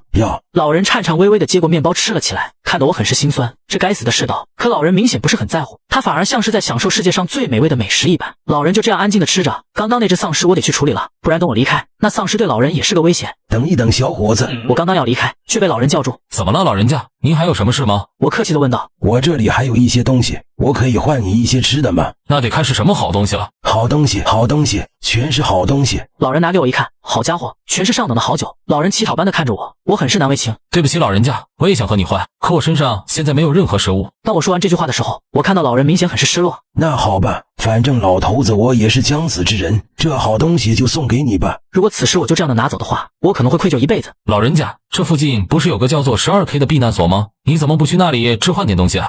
你以为现在的人类都像你这么好心吗？老人说出这句话的时候，我突然感觉到很是心酸。看来这个浑水，我今天是非躺不可了。既然这样，那我去趟这趟浑水，我去换。12K 基地你千万不能去，那里的强盗团伙狠起来比丧尸还要可怕，你是斗不过他们的。没事的，老爷子，当今这世上能拦下我付小刀的人还没出生呢。老人还想劝说我，可他看到我去意已决，也就没有再说什么。老爷子一直以为我去只是为了给他换取食物，可他却不知道我去那里有着更重要的使命。表妹，等我。车被绿毛开回庇护所了，我只能召唤丧尸把我的摩托做架骑过来。虽说大雨天骑这玩意不怎么舒服，可这不也是没办法的办法吗？一路上也很是通畅，并没有遇到什么障碍。半路我再次回到了加油站，给摩托车加满油，行驶了差不多40公里，终于来到了老人所说的 12K 基地。原来这里就是大名鼎鼎的 12K 基地，难怪老头说这里被抓进去就别想逃出来。金毛三人可能也在城内，为了不让他们认出我，我拿出了面具戴在了身上。门口站了不少乞讨的人，没办法，现在即使有100万也没什么用，当今这社会只有吃的喝的才是奢侈品。门口站着一个男人，明显就是基地里的招待人员。你好，请问这里可以换东西吗？男人打量了我半天，新来的，没见过你啊，哪部分的？我是逃难顺路过来的。路人，你有什么？酒收吗？听到我带了酒，男人马上来了精神，可他马上又变得不感兴趣起来。这玩意我们也一般般，当然质量好的话我们也是收的。可真能装，明明听到我拿的是酒时，两眼已经放光了，却还装作一副无所谓的样子。看来这是把我当厨了啊，摆明了要讹我的节奏。走吧，进去看看货。和男人进入城堡，大厅里的守卫也相当森严。看来丧尸爆发以后，很多组织都已经占山为王了啊！我突然想起了清明的一段话：现在这个世道，以最好头脑保持冷漠与清醒。你以为现在丧尸才是威胁？你错了，很多曾经隐姓埋名的组织，借着这次机会已经重新出山。我希望你尽快收起你的怜悯心。老大，有人想换东西。男人的一声吼叫把我拉回现实。阿毛阿狗的小玩意就别给我介绍了。等等，这声音为何如此熟悉？等我看清他真正的面目之后，我傻眼了，原来是他。此人正是事变第4天我们遇到的刀疤。当时逃难的时候，只有长毛和刀疤在楼顶，再后来得知长毛把刀疤一人留在楼顶自生自灭。说实话，那时候我还有些自责，可我怎么也没想到刀疤竟然在这里已称王。只不过他貌似失去了一只手臂，真的很难想象在被丧尸群包围下，他是如何逃难出来的。当时出卖我的3兄弟也在，都是仇人啊，还真是不省心。大哥，这小子带来的东西可不是什么小玩意，你看这是什么？刀疤没有认出我，可当他看到男人手里的酒时，两眼几乎已经放光。要知道，现在对于人类来说，食物就是奢侈品，可烟酒在这兵荒马乱的年代，更是奢侈品中的奢侈品。快拿过来，让老子尝尝。刀疤一把夺过了男人手中的舅舅，喝了起来。片刻后，好酒，好酒。刀疤的这一声好酒，让一旁观赏的金毛3人一脸的期待刀疤能给他们分一杯羹。看出来了，这里的主力是刀疤，金毛3人充其量也只能算是刀疤的小弟，或者说是我捣毁了他们的 P 城基地后投靠到这里来的。当时他们3人说的一拨人被带来了这里，也不知表妹3人在不在这队人里。你小子从哪里找到的？大哥，这是父亲临终前留给我的，事变发生后我只能把他们留在身边，毕竟是父亲最后的遗物，我也不能扔了不是，但这也挺麻烦。逃难到这里，我就想着来换点食物，希望这几瓶酒能得到大哥的青睐。我尽量把自己表现得很是卑微，一副没见过世面的样子，让他给我多给点食物。谁现在和食物有仇呢？其次，我更重要的目的是为了套出表妹的下落。行，你小子上道，一般嘴硬的都已经进到那里面，更别说是想得到什么食物。刀疤一边说一边给我指了指他身后的棺材。看你小子有点眼色，酒看起来一般般，但我也不能浪费了你的一番好意不是？毕竟是你父亲的遗物，那我大方点，6子带他下去给他10公斤吃的。听到这话，金毛三人也是一愣，然后一脸的鄙视。这几瓶好酒，别说是10公斤，就是换100公斤的食物也不为过。虽说都这样想，可没人敢吱声。谁会为了一个外人得罪老大呢？跟我来吧。我跟着这个男人走了出去，可金毛里的二毛若有所思。老二看什么呢？老二沉思了好久，没什么，就突然觉得这个男人有点面熟。怎么，你认识他？老二想了片刻，应该不是，我可能看走眼了。该说不说，这基地的守卫是真的森严。我不知道刀疤被出卖以后都经历了什么。我跟着6子一直在向前走着。大哥，这基地里还有其他人吗？不该你打听的别瞎打听，等会儿拿上你的食物赶紧滚蛋。这孩子好像脾气不太好啊，还是脑子不好。这时候我再次拿出了一瓶酒。大哥，这是我偷偷给你留着的。6子看到酒时两眼都放光了。要知道他们换来的食物只有他们大哥才能享受，赶紧给我，别被别人发现了。上套了，6子赶紧抢过酒藏了起来，一边藏还一边说着：好小子，有点东西，不过千万别让别人知道，不然我们俩都活不了。明白，以后我就罩着你了，叫声6哥我听听。好的，6哥。这几声歌让男人很是受用。这基地里除了我们，其实还有一个矿场，不然你以为我们老大能养得起这么多的人吗？有线索了，看来表妹10有8九就被关在那个矿场。丧尸爆发第26天，站住，兄弟，这样做是不是不太厚道啊？我带你来这里，你反而想把我的人带走，不知兄弟这是什么意思？你是想让老大砍了我吗？我驾驶摩托车来到了12K 基地，来这个基地寻找自己的表妹。为了不引起头目的注意，我戴上了面具，且命令丧尸把唐刀带走，以一个平民的身份来见这里的老大。可我怎么也没想到，这里的老大居然是那个曾经被我抛弃的男人刀疤。还好自己的应变能力相当出众，我的到来并没有引起刀疤的注意。兄弟，今后什么打算？还要继续流浪？不瞒你说，6哥，我暂时还真没什么打算，只要能活着就好。以我的意思，你直接住在这里吧，今后有你6哥罩着，放心，只要有我一口，就一定少不了你的。谢谢6哥，可我暂时有事，还不能待在这里。听到这样说，6子也没有强求，我当然不能给6子说我有一个等级更为森严的1级庇护所。现在这世道，真是谁也不能信。反正我已经邀请了你，至于来不来，你自己做决定。我苦笑了一下，说起来，这个6子还是挺不错的，能招安的话，尽量拉拢在自己这边。不一会，我就跟6子来到了多人把守的地下仓库。好家伙，这里何止是地下仓库，就说是一个超市也不为过。我挑挑拣拣拿了10公斤的食物，具体都是一些面包、火腿之类的。就在我准备好要离开时，却突然被6子叫住：喂，拿了多少？6哥，我只拿了10公斤，不信你可以称啊。傻不傻？让你拿10公斤你就拿10公斤啊，再去装。我以为自己拿多了，听6子这样一说，我还貌似拿少了。我嘿嘿笑了一下，就再次冲了进去。10分钟过后，我大概装了60公斤的食物。程老大没发现，赶紧滚吧。这时我突然想起了表妹的事情。那个6哥，有件事我想让你帮个忙。需要什么尽管说，和你6哥没啥不好意思开口的。听到6子这样说，我也就放心了。是这样，我以后也想找个矿场干副业，不然自己活下去都比较困难。我是否能参观你们的矿场，看看是如何运转的呢？我不能直接说我要找的表妹就在他们这里，这样带有目的性的，他还真不一定会让我参观。可这话一出，6子愣住了。要知道，矿场可是他们这个基地的命脉，如果这里出了问题，那刀疤一定不会放过他。这个6子明显有些为难。放心，6哥，我就去瞅一眼，10分钟时间就够了。思考了片刻，行吧，看着你给6哥留着好酒的份上，6哥带你去瞅一眼，可你千万别忘了，以后再有好酒的话，记着给哥哥留点儿。好说，这都是小问题。成功了，矿场就在12K 基地的后山。6子开车20分钟左右，我们终于来到了这里。下车后我才发现，这里的安保不亚于12K 基地的安保，几乎10米就有一个哨岗。我说12K 基地怎么发展的这么快？原来刀疤这小子挖掘的并不是普通的矿场，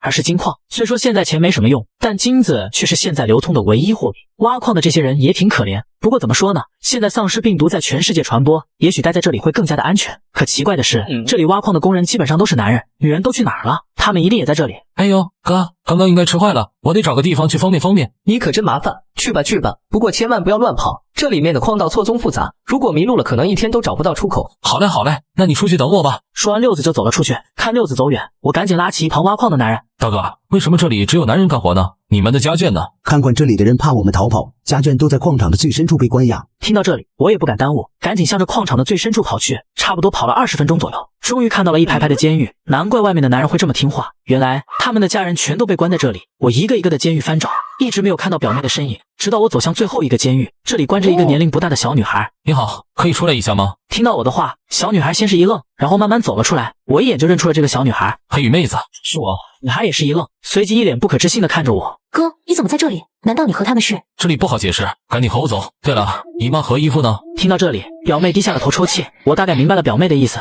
我也不好再追问下去，估计已经遇难了吧。算了，现在管不了那么多，保命要紧。我带着表妹赶紧向着矿坑外面跑去。就在我们刚刚跑出洞口，就听见远处传来机枪的扫射声，应该是丧尸向这里发起了进攻。太好了，正好可以转移守卫的注意力。就在我准备离开时，站住！这声喊叫让我愣住了。我转身一看，正是六子。兄弟，这样做是不是不太厚道啊？我带你来这里，你反而想把我的人带走，不知兄弟这是什么意思？你是想让老大砍了我吗？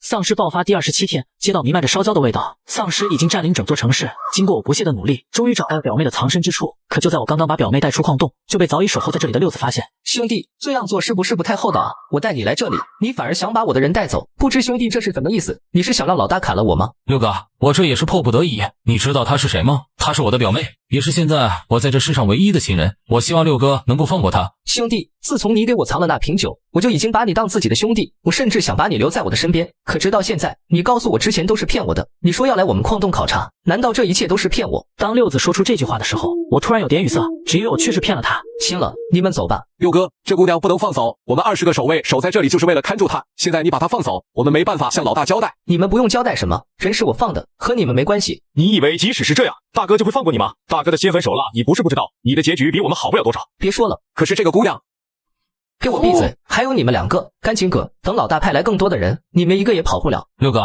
跟我走，我有更安全的藏身之处，我能保证你的安全。他们说的对，刀疤是不会放过你的。你们赶紧走吧，我知道刀疤的脾气，他曾告诉我们，他被同伴背叛过一次，他现在就一直在追查这个人的下落。如果这次他再被我背叛，他是不会放过我们的。这里剩下的我来处理，你们赶紧滚啊！听六子这样一说，我愣了一下。原来自从上次我把他扔在阳台上之后，他就一直在追查我。看来这个毒瘤迟早有一天要处理掉啊！赶紧滚，还愣着干什么？可是六哥，滚啊！六子几乎是扯着嗓子喊出的这个字。没办法，现在我带着表妹，如果现在不走，等他们的支援来，可能就真的走不了了。六哥，等我，我会把你接出来的。六哥没有说话，我不知道这是不是我和六哥的最后一面。在2个安保的怒目注视下，我和表妹离开了这里。开他们车太招摇，我只能选择跑得偏远一点的地方，然后召唤丧尸把摩托车骑过来。这一召唤不要紧，可把表妹吓坏了，还以为丧尸都已经进化到这地步了。对了，忘了给他说了，经过我一番努力的解释，他终于听懂了一半。这一半就是这样的一级丧尸不会对我产生威胁，还会被我控制。他能听懂这些就够了。准备好一切，我就和表妹上了路，走了40多公里。我们再次来到了加油站，还好这里储存的油还有不少，我都不敢想象六子会是什么结局。刀疤一定不会放过他的，我得想办法赶紧把他救出来。从他的金矿规模来看，他的手下远不止看见的这几把好人，还真是让人头疼啊！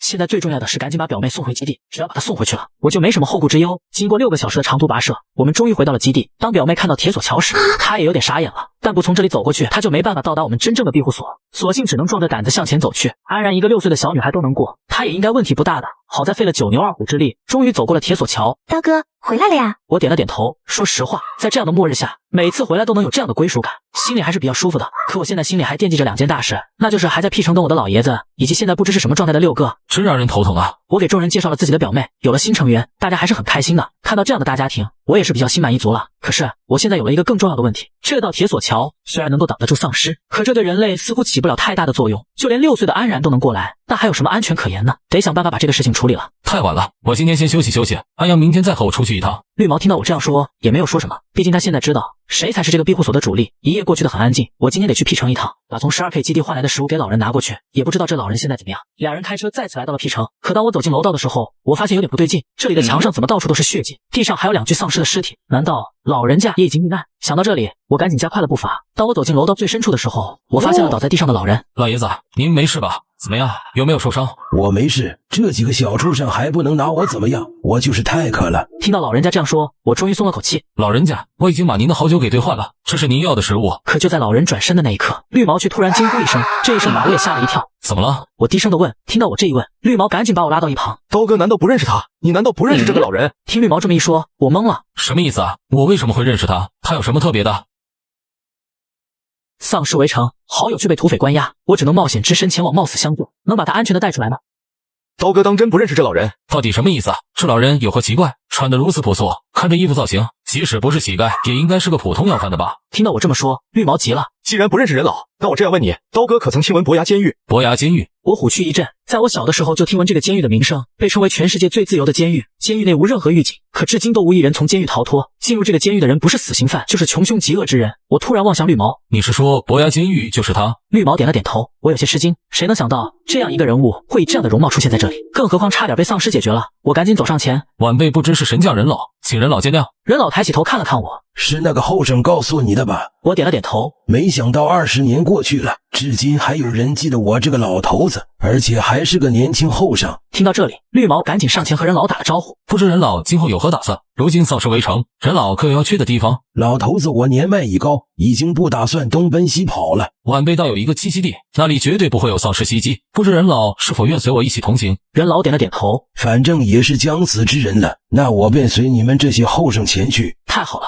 一级庇护所能有神将任老坐镇，就再也不会担心有敌人会攻入了。从 P 城大门出来，我们就一路向着庇护所赶去。差不多走了20多分钟，终于来到了悬崖边上。走到这里，任老突然停住了脚步，他仔细地打量着这里。过了许久，小兄弟还真是找了一块风水宝地呀，只不过这里着实有些简陋，得好好打磨一番啊。我请任老来我这里是为了享福的，不是为了让您来干活的。得了吧，说这话你自己相信不？骗骗别人还行，我还不知道你小子心思，今后你忙你的，这里的改造就交给我好了。我嘿嘿笑两下，一切都瞒不过您老啊。进了矿洞，我给任老介绍了我们现有的成员，看到这几个孩子，任老还是很喜欢的。看来庇护所的建造交给任老就行了，我得去忙其他的事情。这一天过得很安逸，可我总是很担心六子的安危。4日，和任老等人道别，我就再次踏上了去往12K 基地的路程。因为担心六子，在路上我几乎没怎么停下休息，不能直接去12K 基地。在这之前，我先在12K 基地的矿山附近埋下了定时炸药，原本是想直接埋在矿洞里面的，可矿洞里还有太多无辜的人。处理好一切后，我来到了12K 基地的门口。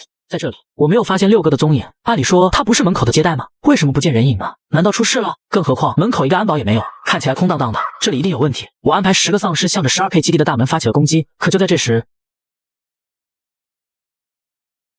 果然有埋伏。如果没猜错的话，他们埋伏的这个人一定是我吧？无论如何，这基地我都得进去。就在我刚刚走向基地门口，丧尸爆发第29天，我在唐刀的庇护下，一阶丧尸不得不听从我唐刀的指令。上期讲到六哥被俘，如今我只身一人跑到12K 基地，只为准备救出六哥。可看着六哥全身是伤被吊在高处，我几乎压制不了自己的怒火。你们要为这次的行为付出代价。幸福的，你再向前走一步，你信不信我现在就要了他的命？大哥，我说这个人怎么这么熟悉？上次他戴着面具且没有带刀，差点被这小子溜了，没想到这次自己送上门。别和他废话了，能够在2只丧尸的包围下存活下来，这小子有点东西，不能掉以轻心，尤其是要注意他手中的那把刀。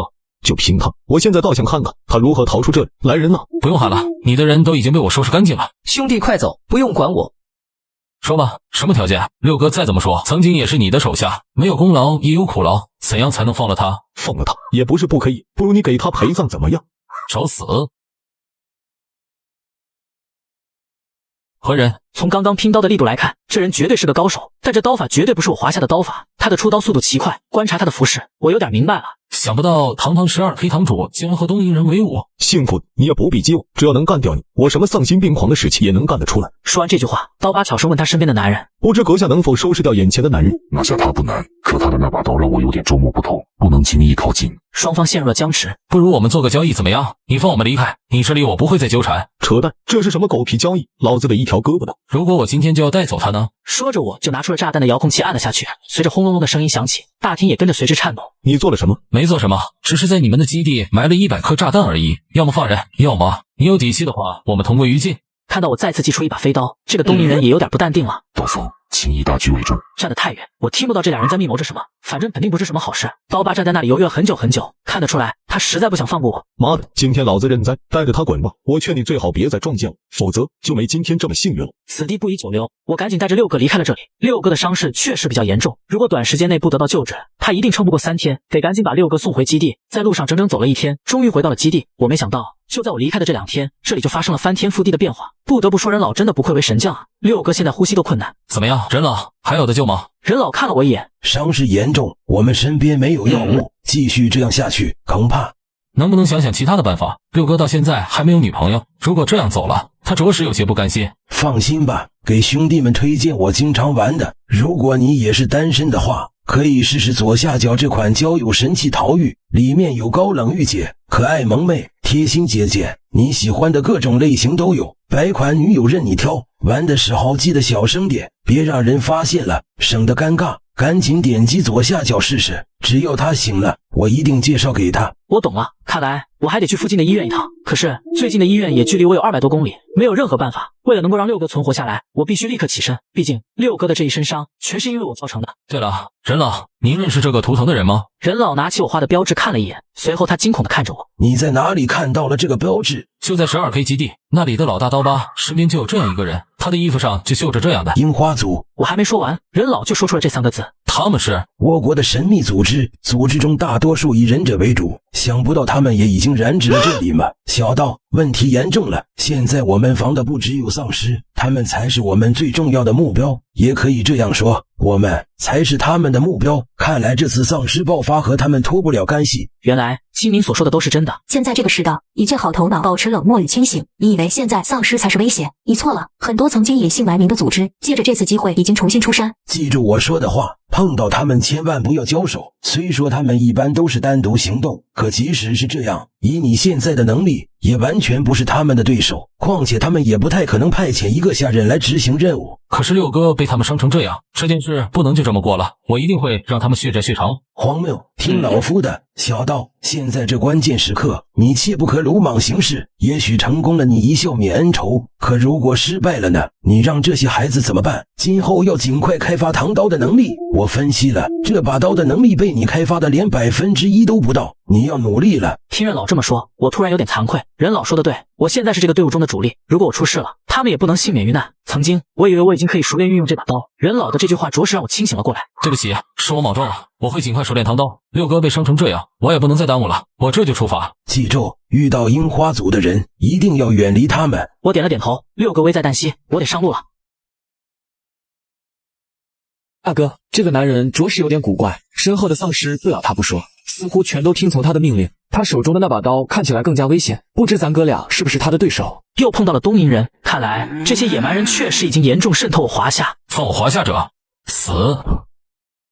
丧尸爆发的第30天，上集讲到，我冒着生命危险把六哥从12K 基地救了出来，费了不小的力气，终于把他带回了基地。可神教长老却告知我，如果六哥不能快速得到药物救治，他可能活不过6天。看来我只能再去200公里外的医院去寻找我所需要的药品。开车再次来到医院，进入医院的大厅，这里貌似很久没人来了。为了以防万一，我控制了10只丧尸与我一起上楼。在10只丧尸的保护下，我感觉安全多了。医院应该有独立的供电系统，这里已经停电这么久，但这个医院的电梯依旧能用。坐着电梯来到5楼，刚刚打开电梯门，就隐隐约约听到有人谈话。大哥，找了这么久，一点线索都没有，情报有误啊！这小子根本就不住在这里，找到他就如同大海捞针一般。更何况老大都说这个男人有点棘手，以我们兄弟俩的功夫，是他的对手吗？一个小屁孩而已，找机会干掉就是了。2个人的谈话清晰地传到我的耳朵里，我是听出来了，这2个应该就是那天碰到的那个忍者的手下，他们俩说的这个人应该就是我吧？听说你们俩在找我，给我滚出来！2人突然听到我的声音，马上慌了神，纷纷从里面跑了出来。原本以为只有我一个人，可看到我身后的丧尸时，2人有点不淡定了。大哥，这个男人着实有点古怪，身后的丧尸不咬他不说，似乎全都听从他的命令。他手中的那把刀看起来更加危险，不知咱哥俩是不是他的对手？此人应该就是老大让我们寻找的男人吧？怂什么？不和他交手便是，乘机偷走他的那把刀，我们的任务就算完成了。虽然嘴上这样说，可能控制丧尸的人类他也是第一次见。说实话，他也有点慌，可此时的他却装得很淡定。我们与阁下无冤无仇，不知阁下为什么会找上我们？看到阁下如此厉害，不如加入我们团队怎么样？现在这世界如此不堪，我们人类应该团结。人类？什么人类？这里不只有我一个人类吗？哦，难道你是说你们东瀛人也算人？听到我如此羞辱，2人脸上一阵红一阵白，不知阁下这是何意？行了，老子懒得和你废话，放我华夏者死！还没等他们反应过来，我已经到了他们的身后，接着一脚把矮个男人踢进了丧尸群中，随后就听到男人的惨叫声，不一会儿，求救的声音就再也听不到。看到我这恐怖的速度，另外一个男人也慌了神。说吧，你们来这里做什么？敢说一句假话，你的下场比他惨。我说，听从老大的指令，我们来寻找一个叫付小刀的男人。然后呢？然后偷走他身边的那把刀。算你老实，那你知道我是谁吗？看阁下刚刚恐怖的速度以及身后的这把刀，您应该就是付小刀先生了。猜得不错，刀还要吗？不要了，那就滚吧。听到我让他滚，男人先是愣了一下，然后赶紧向着外面跑去。还真想跑，我能放了你。解决了2个东瀛人，我控制丧尸拿走了医院所有的药物，毕竟来一次也真的不容易。一切准备完毕后，我刚刚要离开。警告！警告！有危险，正迅速靠近！有危险，正迅速靠近！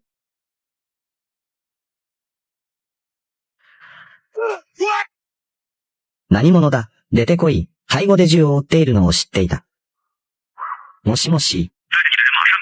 既然能直接联系到你，你应该知道我的手段，这不是求情，这是警告。閣下が何者かわからない。私と閣下には恨みはありません。この人は私たちの人を処理してくれた。私たちは彼を逃がすことはできない。你问问你们老大山本街的我，敢不敢和我这样说话？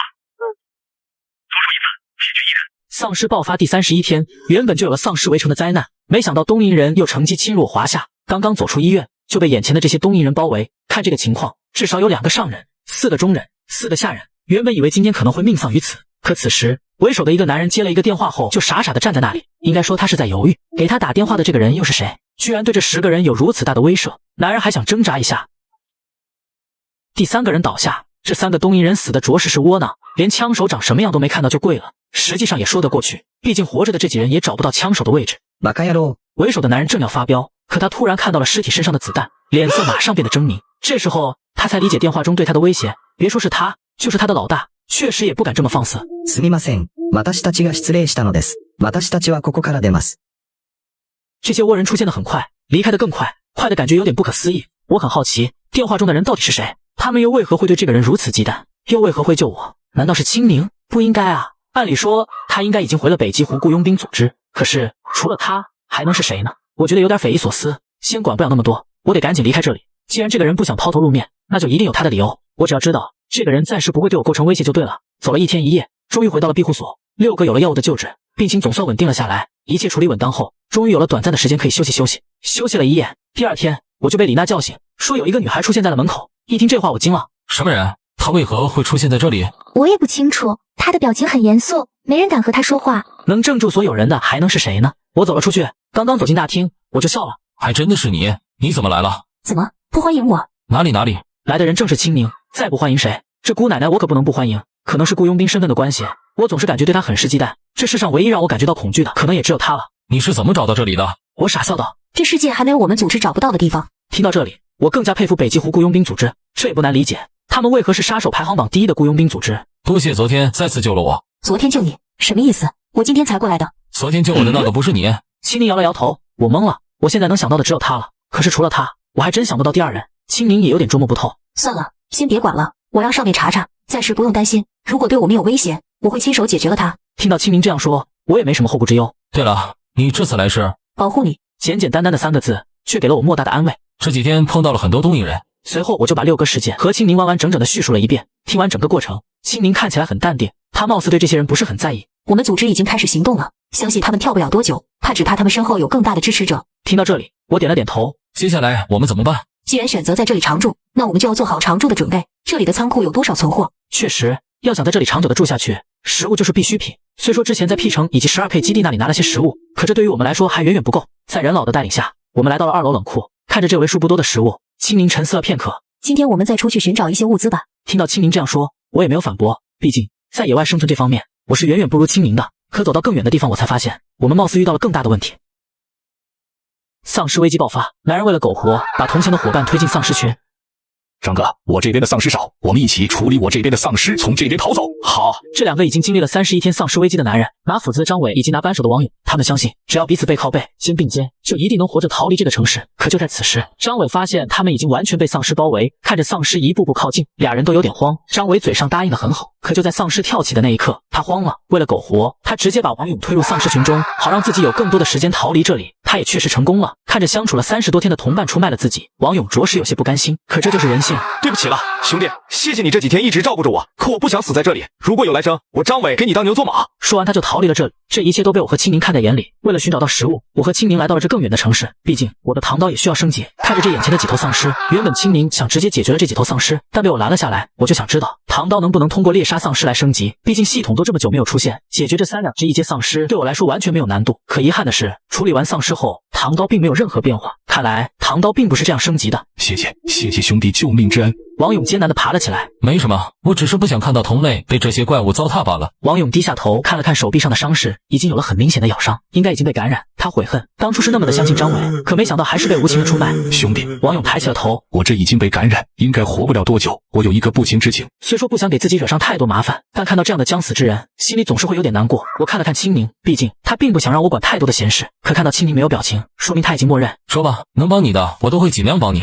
实际上，我来这个城市只为见我女儿最后一面。在丧尸爆发之前，我和她大吵了一架。我只想告诉她，爸爸一直爱着你。为了见她，我徒步300多公里来到这个城市。可现在看来，已经完全来不及了。我的女儿就在51路商贸大厦上班，如果没死的话，我希望兄弟能把她解救下来。听到又是为了救人，我有点犹豫，毕竟避难所里我不想再让更多的人加入，不然食物就会成为太大的问题。可看到眼前这情况，我又不忍心拒绝。那我只能告诉你，把他从大楼里解救出来不成问题，可我能做的也只有把他解救出来。至于他以后的死活，我知道没人会想带一个累赘，只要把他救出来就好。至于他能不能存活下来，就只能看运气。看来王勇已经坚持不了多久，他也是为了女儿的事情硬撑到了现在。兄弟，也不会让你免费帮我。我女儿说了，他们单位在末世之前储存了大量的食物，如果猜得不错的话，你们也是为了食物来这里的吧？我点了点头，默认了。对于这样的将死之人，我也没什么必要隐瞒。希望兄弟能够完成我的心愿，我的时间到了。王勇先是看了看我手里的刀，接着对拿枪的青宁说道：姑娘，能送我一程不？可能，他也想留个全尸吧。对不起，我不想浪费我的子弹。说完，青宁就头也不回的离开了。这难题又留给了我。兄弟，对不起，我对活人没有兴趣。说着我就转过身去，男人无奈。那麻烦兄弟在我变成丧尸后送我一程。说完这句话，他走到墙后，可能不想让我看到他变身的那恶心一幕吧。5分钟过后，男人从墙后走了出来，虽说已经变成了丧尸，眼睛也已经变得空洞，可奇怪的是，他并没有其他丧尸那般嗜血。难道还没到时间？算了，让我再助你一程。你的心愿就是为了见他一面，我来帮你满足。顺便，那个害死你的人也应该交给你亲手处理。警告！警告！前方出现5只3阶丧尸，唐刀能力不足以同时处置5只3阶丧尸，建议堂主绕行。又是3阶丧尸，之前处理1只2只还好说，因为有唐刀的麻痹效果，处理起来也没那么难。不过同时处理2只3阶丧尸对我来说已经是极限，这次居然同时出现了5只，还真是有点麻烦。青宁，不行，我们绕行吧。前面有5只3阶丧尸，我怕。5只3阶吗？那没什么怕的，交给我来处理就好。既然青宁这么有把握，那我也没必要再担心。我很好奇青宁回到北极湖雇佣兵组之后，给枪支做了怎样的升级。要知道，之前在火车上可是3枪都没有伤到3阶丧尸分毫，这次又怎么会如此有把握？这个组织还真是神秘，也不知道表妹他们怎么样。虽说他们处在悬崖峭壁之上，距庇护所唯一的路是3根铁索桥，可仓库里的食物却不能维持多久，这是一个很大的问题。就在我还在思考的时候，砰的一声枪响，这声枪想把我拉回现实，面前果然出现了5只3阶丧尸，而其中1只已经躺在了地上，看来是被青宁一枪毙命，这威力真是不容小觑啊！看到同伴被杀，其他4只丧尸马上暴怒，朝着我们就冲了过来，让他一个人抢了风头，我多没面子。提着刀我又飞了上去，2、3的回合后，5只3阶死尸就被我们全部解决，而青宁一人就处理了4只。该说不说，青宁的能力还是强我太多太多。就在我们正要离开时，3阶丧尸的尸堆里突然缓慢升起一枚红色的晶体，颜色很是鲜艳。这是什么？我很吃惊，和丧尸1个多月的战斗，还第一次碰到这玩意。青宁看了片刻，他皱了皱眉，怎么？你见过？没见过，我也是第一次见。青宁看起来很困惑，先别动他，我打个电话。随后青宁就走到一旁打起了电话，猜得不错的话，这电话应该是打给他们组织里的。10分钟过后，青宁挂了电话。怎么样？有没有这玩意的信息？他摇了摇头，没见过，即使是组织里最权威的长老，也没有听说过他的存在。这就难办了。可就在我们还在犹豫的时候，唐刀似乎被这颗红色晶体召唤，直接从身后飞了出来。他似乎和这颗红色晶体有了某种回应。10分钟过后，晶体已经被完全吸收，唐刀再次返回到刀鞘中。怎么？这就完了？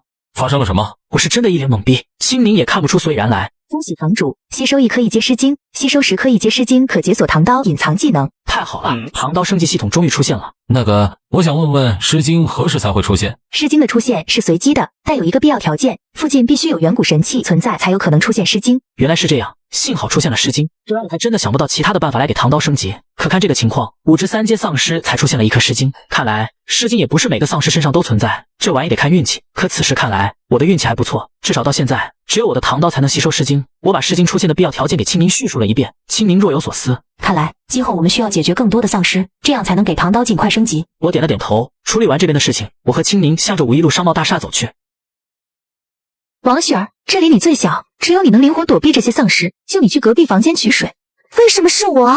这不公平！我觉得猜硬币正反比较公平，谁输了谁去取水。猜你妈！你想要公平是吗？现在老子的斧子就是公平。大厦里，3个男人2个女人在这里躲避丧尸。巧的是，害死网友的张伟也在。而此时，张伟还不知道这个王雪儿正是被他害死的王勇的女儿。看样子，这个公司原先是一个直播带货公司，所以他们囤下来的食物还真不少。但他们现在遭遇到了一个很严重的问题，他们的食物是够的，水却在另一个房间才能拿到。楼道里零零散散的有几只丧尸徘徊，就因为这几只丧尸，他们已经3天没有进水。如果你现在不去取水，别怪我们狠心。既然不去取水，有你在这里也没什么用，反而还会浪费我们的食物。几人说着就把王雪儿推了出去。原本以为丧尸都已经走远，可其中2只丧尸马上却听到这边的动静，朝着这边就追了过来。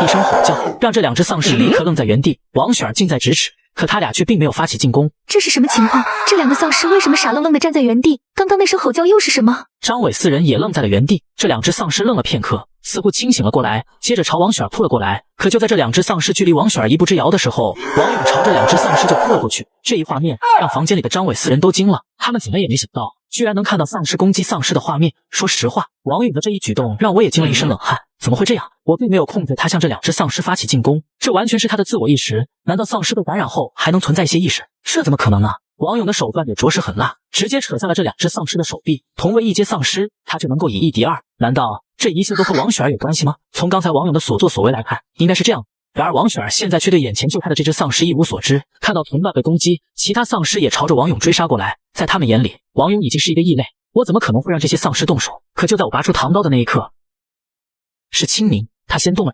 清明，你这……没什么，看不惯以多欺少罢了。还真的能装，明显是被王勇父女2人的亲情所感动，却还是装得很冷酷，没有其他丧尸的骚扰。王勇很快解决了眼前的这2只丧尸，处理完一切后，他慢慢走向王雪儿。王雪儿看着眼前这只既陌生又貌似很熟悉的丧尸，她不明白，明明是指丧尸，可看到他全身的伤痕，又为何会感到有些心痛？不止如此，他对眼前的这只丧尸感觉不到任何恐惧。2人对视了片刻，突然，王勇莫名变得暴躁起来，因为他看到一个熟悉的人影，此人正是害死他的张伟。砸开眼前的门就冲了进去，这4人吓得慌忙躲避，可王勇对其他3人并不感兴趣。看到王勇的这一身打扮，张伟有些惊了。你怎么还活着？张伟满脸的惊恐。对不起，是我害死了你，我混蛋，求求你放过我。可看到王勇一步步靠近，张伟知道王勇是不可能放过他的了。王勇转身看了王雪儿片刻，他似乎在做最后的告别，接着他又慢慢走到我面前，我知道他是什么意思。放心吧，他就交给我，你不用担心。接着王勇做了一个让所有人都匪夷所思的动作，他居然跪拜在了我的面前，这是在感谢吗？做完这一切，王勇猛地转身带着张伟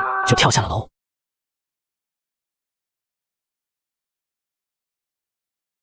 小刀，有件事我不得不和你商量一下。好的，人了，你有什么事情吩咐？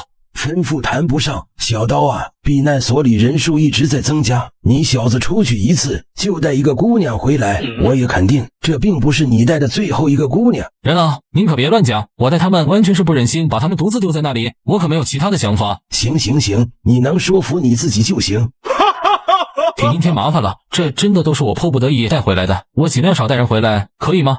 其实我说的不是这个意思，我知道你是出于好心，你也不忍心把他们留在外面，可我说的并不是带人这个问题。我想说，随着人数的不断增加，你们一直这样出去寻找食物，这些食物只能救济一时半会儿，长远这样下去不是办法，我们得自己种植粮食和蔬菜。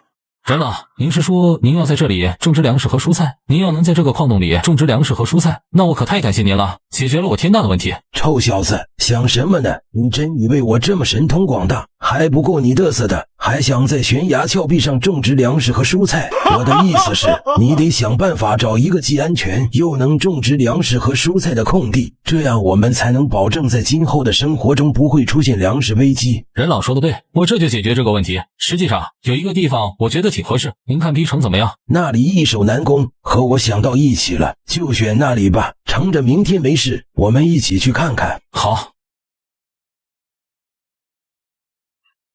一个诗经也没有吗？还真是难产。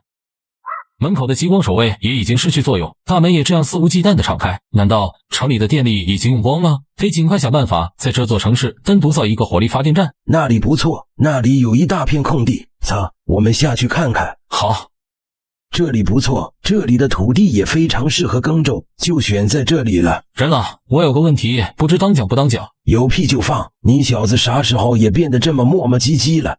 人了，这座城市以前是义安帮的地盘，自从我把他们赶走后，这座城市就已经停止运转，电力也已经荒废很久。这座城市的电力是由势力供应，现如今这个情况，也不可能让他们继续供电。我们最好能建立一个自己的小型发电厂，这样至少这座城市的安保能够正常运转。你说的也有道理，不过你说的这些都是小问题，交给我来处理就好。那太好了，人了，以后批城的事情您就多操心。我看你小子想做个甩手掌柜呀？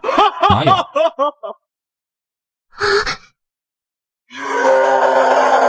一级庇护所居然出现了3阶丧尸，3阶丧尸的吼叫声吸引了大量的1阶丧尸。我怎么也没想到，这只3阶丧尸貌似已经拥有了更高的智慧。随着他大手一挥，1阶丧尸纷纷走上铁索桥，向着安然他们这边扑来。哥，怎么办？这些丧尸如果过了这3根铁索桥，我们谁都活不了。小刀哥哥也不知道什么时候才能回来。不要担心，这3根铁索桥不是那么容易过来的，更何况小刀他们已经出去了很久，应该马上回来了。丧尸爆发的第36天，原本以为我们找到了世界上最安全的庇护所，谁知道这里也已经有零零散散的丧尸出没。看样子，这些丧尸好像是被这只3阶丧尸的吼叫声吸引过来的。哥，我害怕。放心吧，有哥保护你。随着3阶丧尸的吼叫声响彻山谷，1阶丧尸也越来越多。好在丧尸并不能掌握平衡，走不了多久就会从铁链上摔下悬崖，但总有1-2只漏网之鱼碰到狗屎运。这只丧尸距离安然他们越来越近，眼看就要过了铁索桥。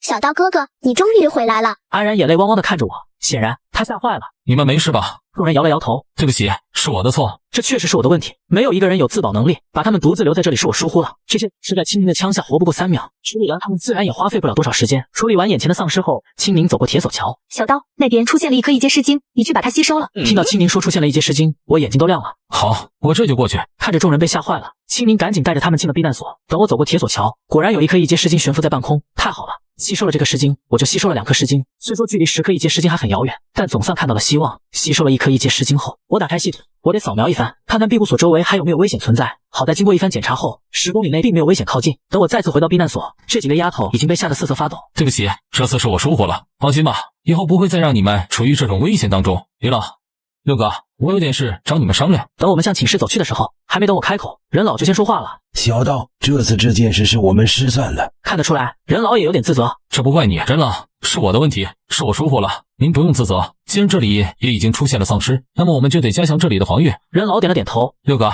你现在这身体可以吗？能跟着我出去吗？你六哥我可没那么娇弱，放心吧，我已经完全恢复了。听到六哥已经完全恢复了，我也是替他开心。是这样的，我一直没有安排你，是因为我早已经给你选好了位置，我想让你重回12K 基地。听到这里，六哥愣了一下。你是说让我重回那里，是让我做卧底吗？六哥低头思考了许久。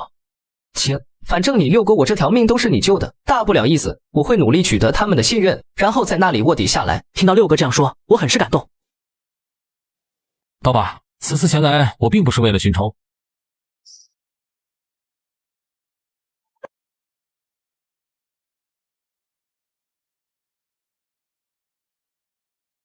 既然来了，就别想走了。山本，没想到这么久了，你个小日子居然还在这里。丧尸围城，由于丧尸数量暴增，已经威胁到了我们庇护所。为了以防万一，我只好控制10只丧尸，带青明和六哥来12K 基地借一些武器来升级庇护所。可我怎么也没想到，这么久过去了，刀疤居然还和小日子有联系。净说些废话！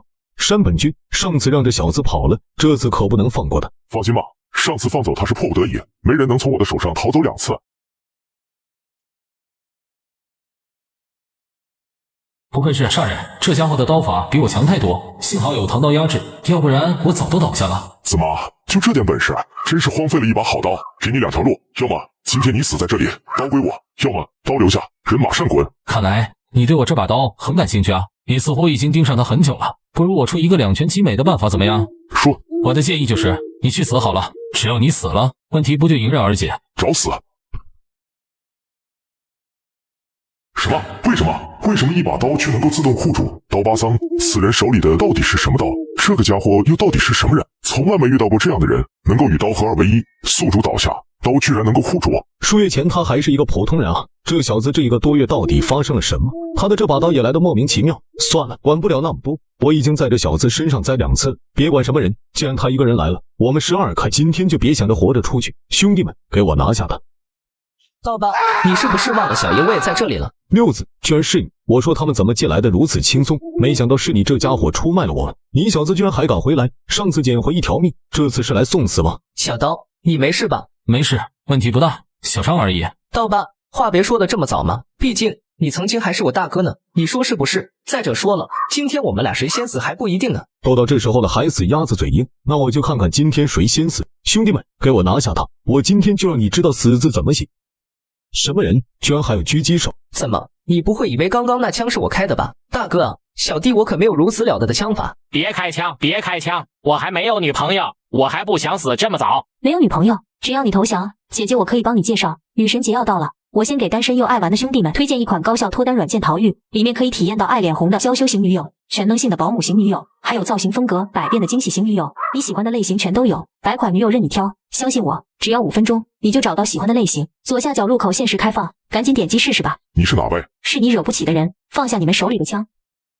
没想到还真有不怕死的。你是？仔细看了看清明，山本明显有些慌。刀疤桑，不可贸然行动，这次我就先离开了。记住我的话，留得青山在，不怕没柴烧，放他们走。煮熟的鸭子再次溜走，刀疤明显很是不乐意，可看到山本居然溜了，他知道眼前只能这样做。青宁，你还真是让人捉摸不透啊！走出 12K 大厅，我控制的10只丧尸早已经守候了很久，我控制他们向着大厅走去，随后就传来撕心裂肺的惨叫声。怎么样，东西都拿到了吗？拿到了，全部已经装在车上了。我以为你小子是让我去做卧底呢，怎么也没想到你小子是让我去偷装备。我可没那么狠心再让你去送死，以后这个地方我们要常来进货啊。丧尸爆发的第38天，本以为有了唐刀，又从12K 基地抢了大量的武器，就可以在这乱世为所欲为。可就在今天，这个女孩的到来打乱了庇护所的平静。我叫南宫姐，你就是付小刀吧？女孩的着装让我感到奇怪，穿的一身黑，身后背着一把黑扇。怎么穿成这样？难道是从古代穿越过来的不成？对的，我是。听到我正是他要找的人，南宫景松了口气，终于找到你了。找我？你认识我？对，我是上面派来的。上面？你说的上面是？唐门。听到这里，我有些恍惚。唐门，好熟悉的名字，但又感觉很陌生。随后南宫景说了自己来这里的目的。组织上早已经查清，现在出现的丧尸全是低阶丧尸。据我最近观察，你们遇到的最强丧尸也只是3阶丧尸吧？听到南宫景这样说，我还真有点慌。看来他并不是突然来访，他跟踪我们有一段时间了。知道你们为什么直到现在遇到的都是3阶以及3阶以下的丧尸吗？你接着说。因为只要上了3阶，就已经不是丧尸，而是进化成了恶灵。他们可不单单只是在地面行走那么简单。这世上暂时出现的有2种灵，一种是随处可见的善灵，这种善灵以你现在的能力还看不到；而另一种就是我说的3阶以上的恶灵。这种恶灵不管是人类还是善灵，它都会攻击，然后吸食他们的灵气。我这样说，你明白了吗？听到这里，我突然感觉这个女孩神经有点不正常。六哥，带她去吃点东西，她想下山的话，就把她送下山吧。喂，我说的这些都是真的。我相信你，六哥，带下去吧。谁会相信这么白痴的故事？你冒犯了我，不知死活的废物！原本我以为女孩是在这丧尸危机中受到了惊吓，神经出了问题，可谁知接下来的一幕让我彻底傻眼了。金光素现，复护真人，哼！南宫景说出这话时，我突然感觉全身被束缚，慢慢升向半空中，完全不能动弹。这是什么？全身似乎被麻痹，是不是很痛？现在你能安静的听我说话？这到底是什么？这是本门独有的高阶秘术。算了，给你讲你也不能理解，也不知道上峰为何会让我辅助你这个废物。就在我们谈话时，庇护所突然出现了地震。这是什么？来庇护所这么久，第一次遇到这样的情况，这种震感绝不是普通的地震。已经有恶灵出现，也就是你们所说的4阶丧尸。你们待在这里，我出去看看。喂，你放开我！待在这里别动，你去了就是送死。南宫景说完这句话，就赶紧跑出了庇护所。此时铁索桥的另一头出现了诡异的似乎有什么生物正在撕裂这团黑屋。这玩意还真的牢固，完全不能挣脱。不行，这样下去，基地里的每个人都会死。我得出去，我不能在这里坐以待毙。终于，我挣脱了南宫景控制。这里的波动也震惊了南宫景，居然靠蛮力挣脱了捆仙索，难怪上面会对他如此感兴趣。这家伙到底还是不是人类？挣脱南宫景的秘术，我赶紧跑出庇护所。可当我看到对面生物的时候，我震惊了。这就是你所说的恶灵吗？庇护所刚刚恢复平静，就来了一个奇怪的女孩。女孩自称来自唐门。就在我们还在交谈的时候，一声奇怪的吼叫打断了我们的谈话。等我跑出庇护所，我被眼前的一幕惊呆了。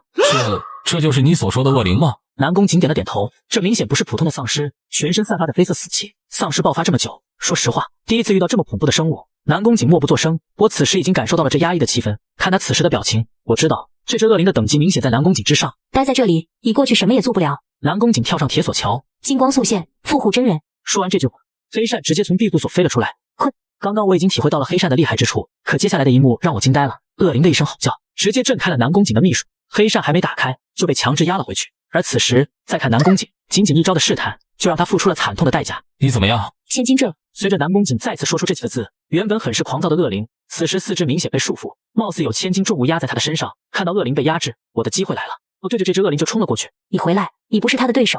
等我听到南宫景这句话的时候，已经晚了，因为我已经到了这只恶灵的面前，眼看我的刀就要砍在他的身上，一声暴怒，直接把我震出几十米远。这差距实在太大，根本没办法对抗。此时避难所里的几人已经被吓得失了神，他们清楚的知道铁索桥是最后一道防线。怎么办？我到现在还没有女朋友，我不能就这么死了。放心吧，兄弟，只要能躲过这一劫，我来帮你找到女朋友。如果你是单身，圈子又小，想要高效优质的恋爱，就去下载牵手吧。在这里你会遇到江浙女友的温柔，川蜀女友的火辣，东北女友的热情，中原女友的直率，完全不用担心照骗女，因为注册就要认证，女生连艺术照都过不了审核，都是认真恋爱的高质量女生，只要5分钟就能找到跟你牵手一辈子的人。链接放左下角了，赶紧试试吧。不能让他靠近这里，不然这里的人都活不了。我显然很明白南宫景说出这句话的含义。千金坠，南宫景凭借自己的最后一点气力，再次使出千金坠。我也做好了再次上前的准备。可就在这时，这只4阶丧尸明显感到了一丝危险，直接退回黑雾中，然后消失不见。怎么？他走了？别说话，他就在附近。虽然已经看不到这只丧尸的身影，但南宫景明显能感受到这只丧尸的气息，他并没有走远。就在我们还在寻找这只恶灵踪迹的时候，山上突然传出恶灵的吼叫声。不好，中了这家伙的调虎离山计。等我们赶到的时候，6哥瘫坐在地上，4女也是一副惊恐的表情，他们也没见过这样的怪物，显然被吓坏了。等等，安阳呢？小刀哥哥被这只怪物带走了。听到这里，我有一种不好的预感。怎么办？我把唯一的希望寄托在南宫景身上，毕竟现在对恶灵有了解的也只有他了。恶灵吸食人类的灵气需要时间，他应该不会走太远，我们现在就去追。可是他们怎么办？单独把他们留在这里很危险，万一再次中了这家伙的调虎离山计。南宫景思考了片刻，云雾缥缈。随着他说出这句话，整座庇护所被云雾包围。放心吧，3个时辰之内他找不到这里。看到这里安全了，我和他赶紧上了路。就在我们走了半个时辰不到，就听到不远处恶灵的吼叫声。他已经在做吞噬的准备了，赶紧！就在恶灵正要吞噬安阳的灵气时，一举手打断他。终于赶上了，傅小刀，现在以我们俩的能力不可能拿下他。那怎么办？现在只有一个办法。什么办法？你可能还没见识过这把唐刀的真正厉害之处吧？你这话是什么意思啊？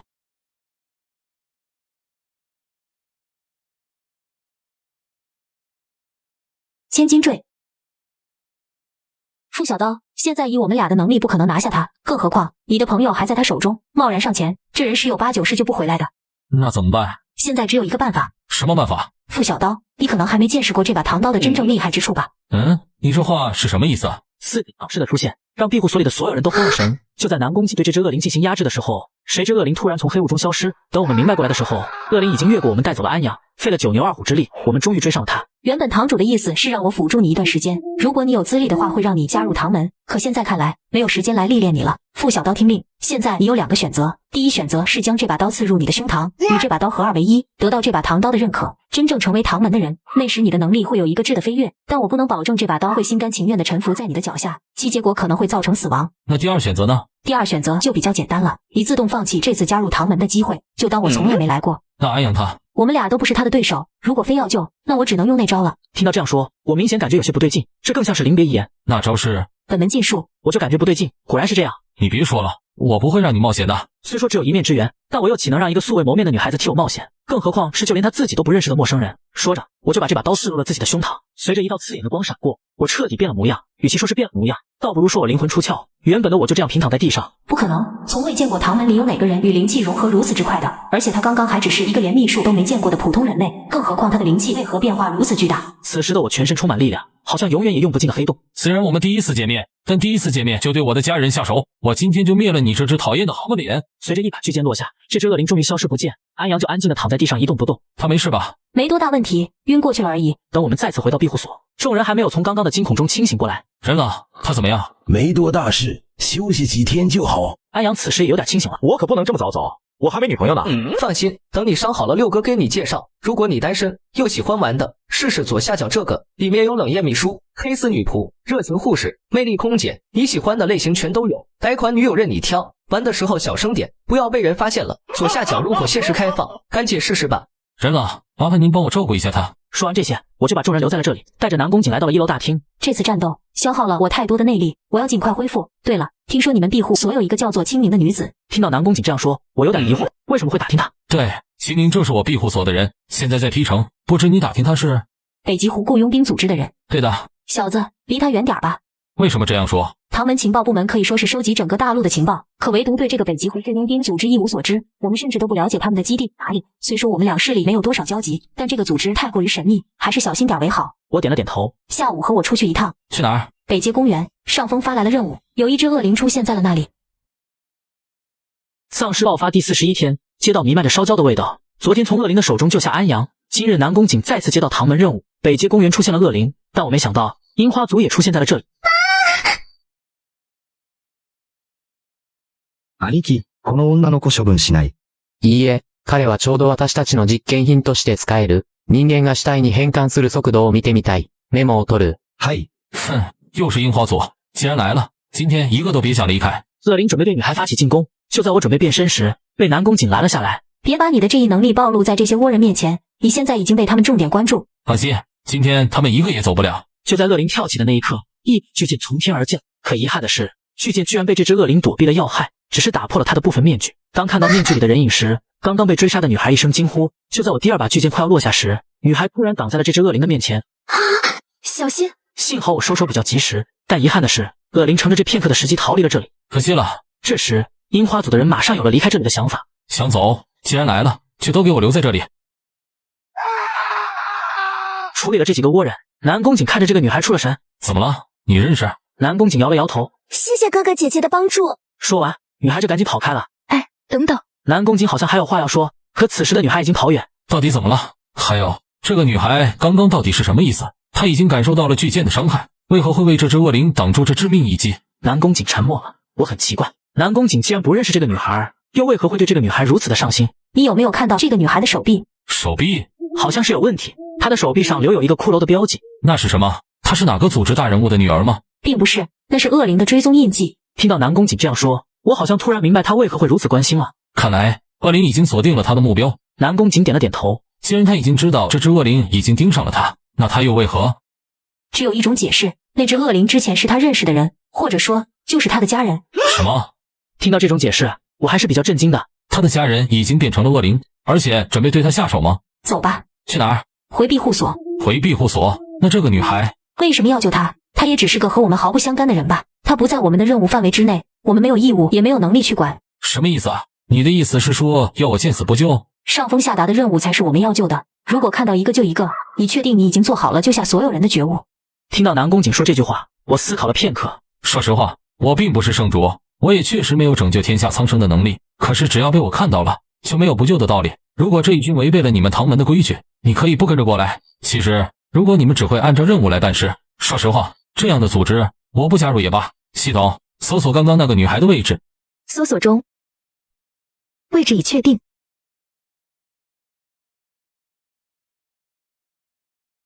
女孩蜷缩在马路一角，街角的灯光忽明忽暗。就在这时，一只恶灵从虫洞穿越过来，恶灵的到来震得地面都在颤抖。女孩知道恶灵已经找上了她，而且越来越近。如果真是你说的那样，我实在想不通，恶灵为什么会攻击自己的亲人？实际上，人是存在灵魂的，人死后，灵魂会以量子的形式进入另一个空间。可有些灵魂怨念太深，他们是堕落灵魂，这种灵魂完全不受控制，他们不能相信自己已经死亡，他们会寻找一些人类来填补他们空虚的心。实际上，他们也不知道他们要吃的正是自己的亲人，正相反，他们会去寻找他们生前最爱的东西的灵魂。那个女孩手臂上的印记就已经说明了一切。所以说，女孩手臂上的印记就是那个恶灵标记的了？很有可能是这样。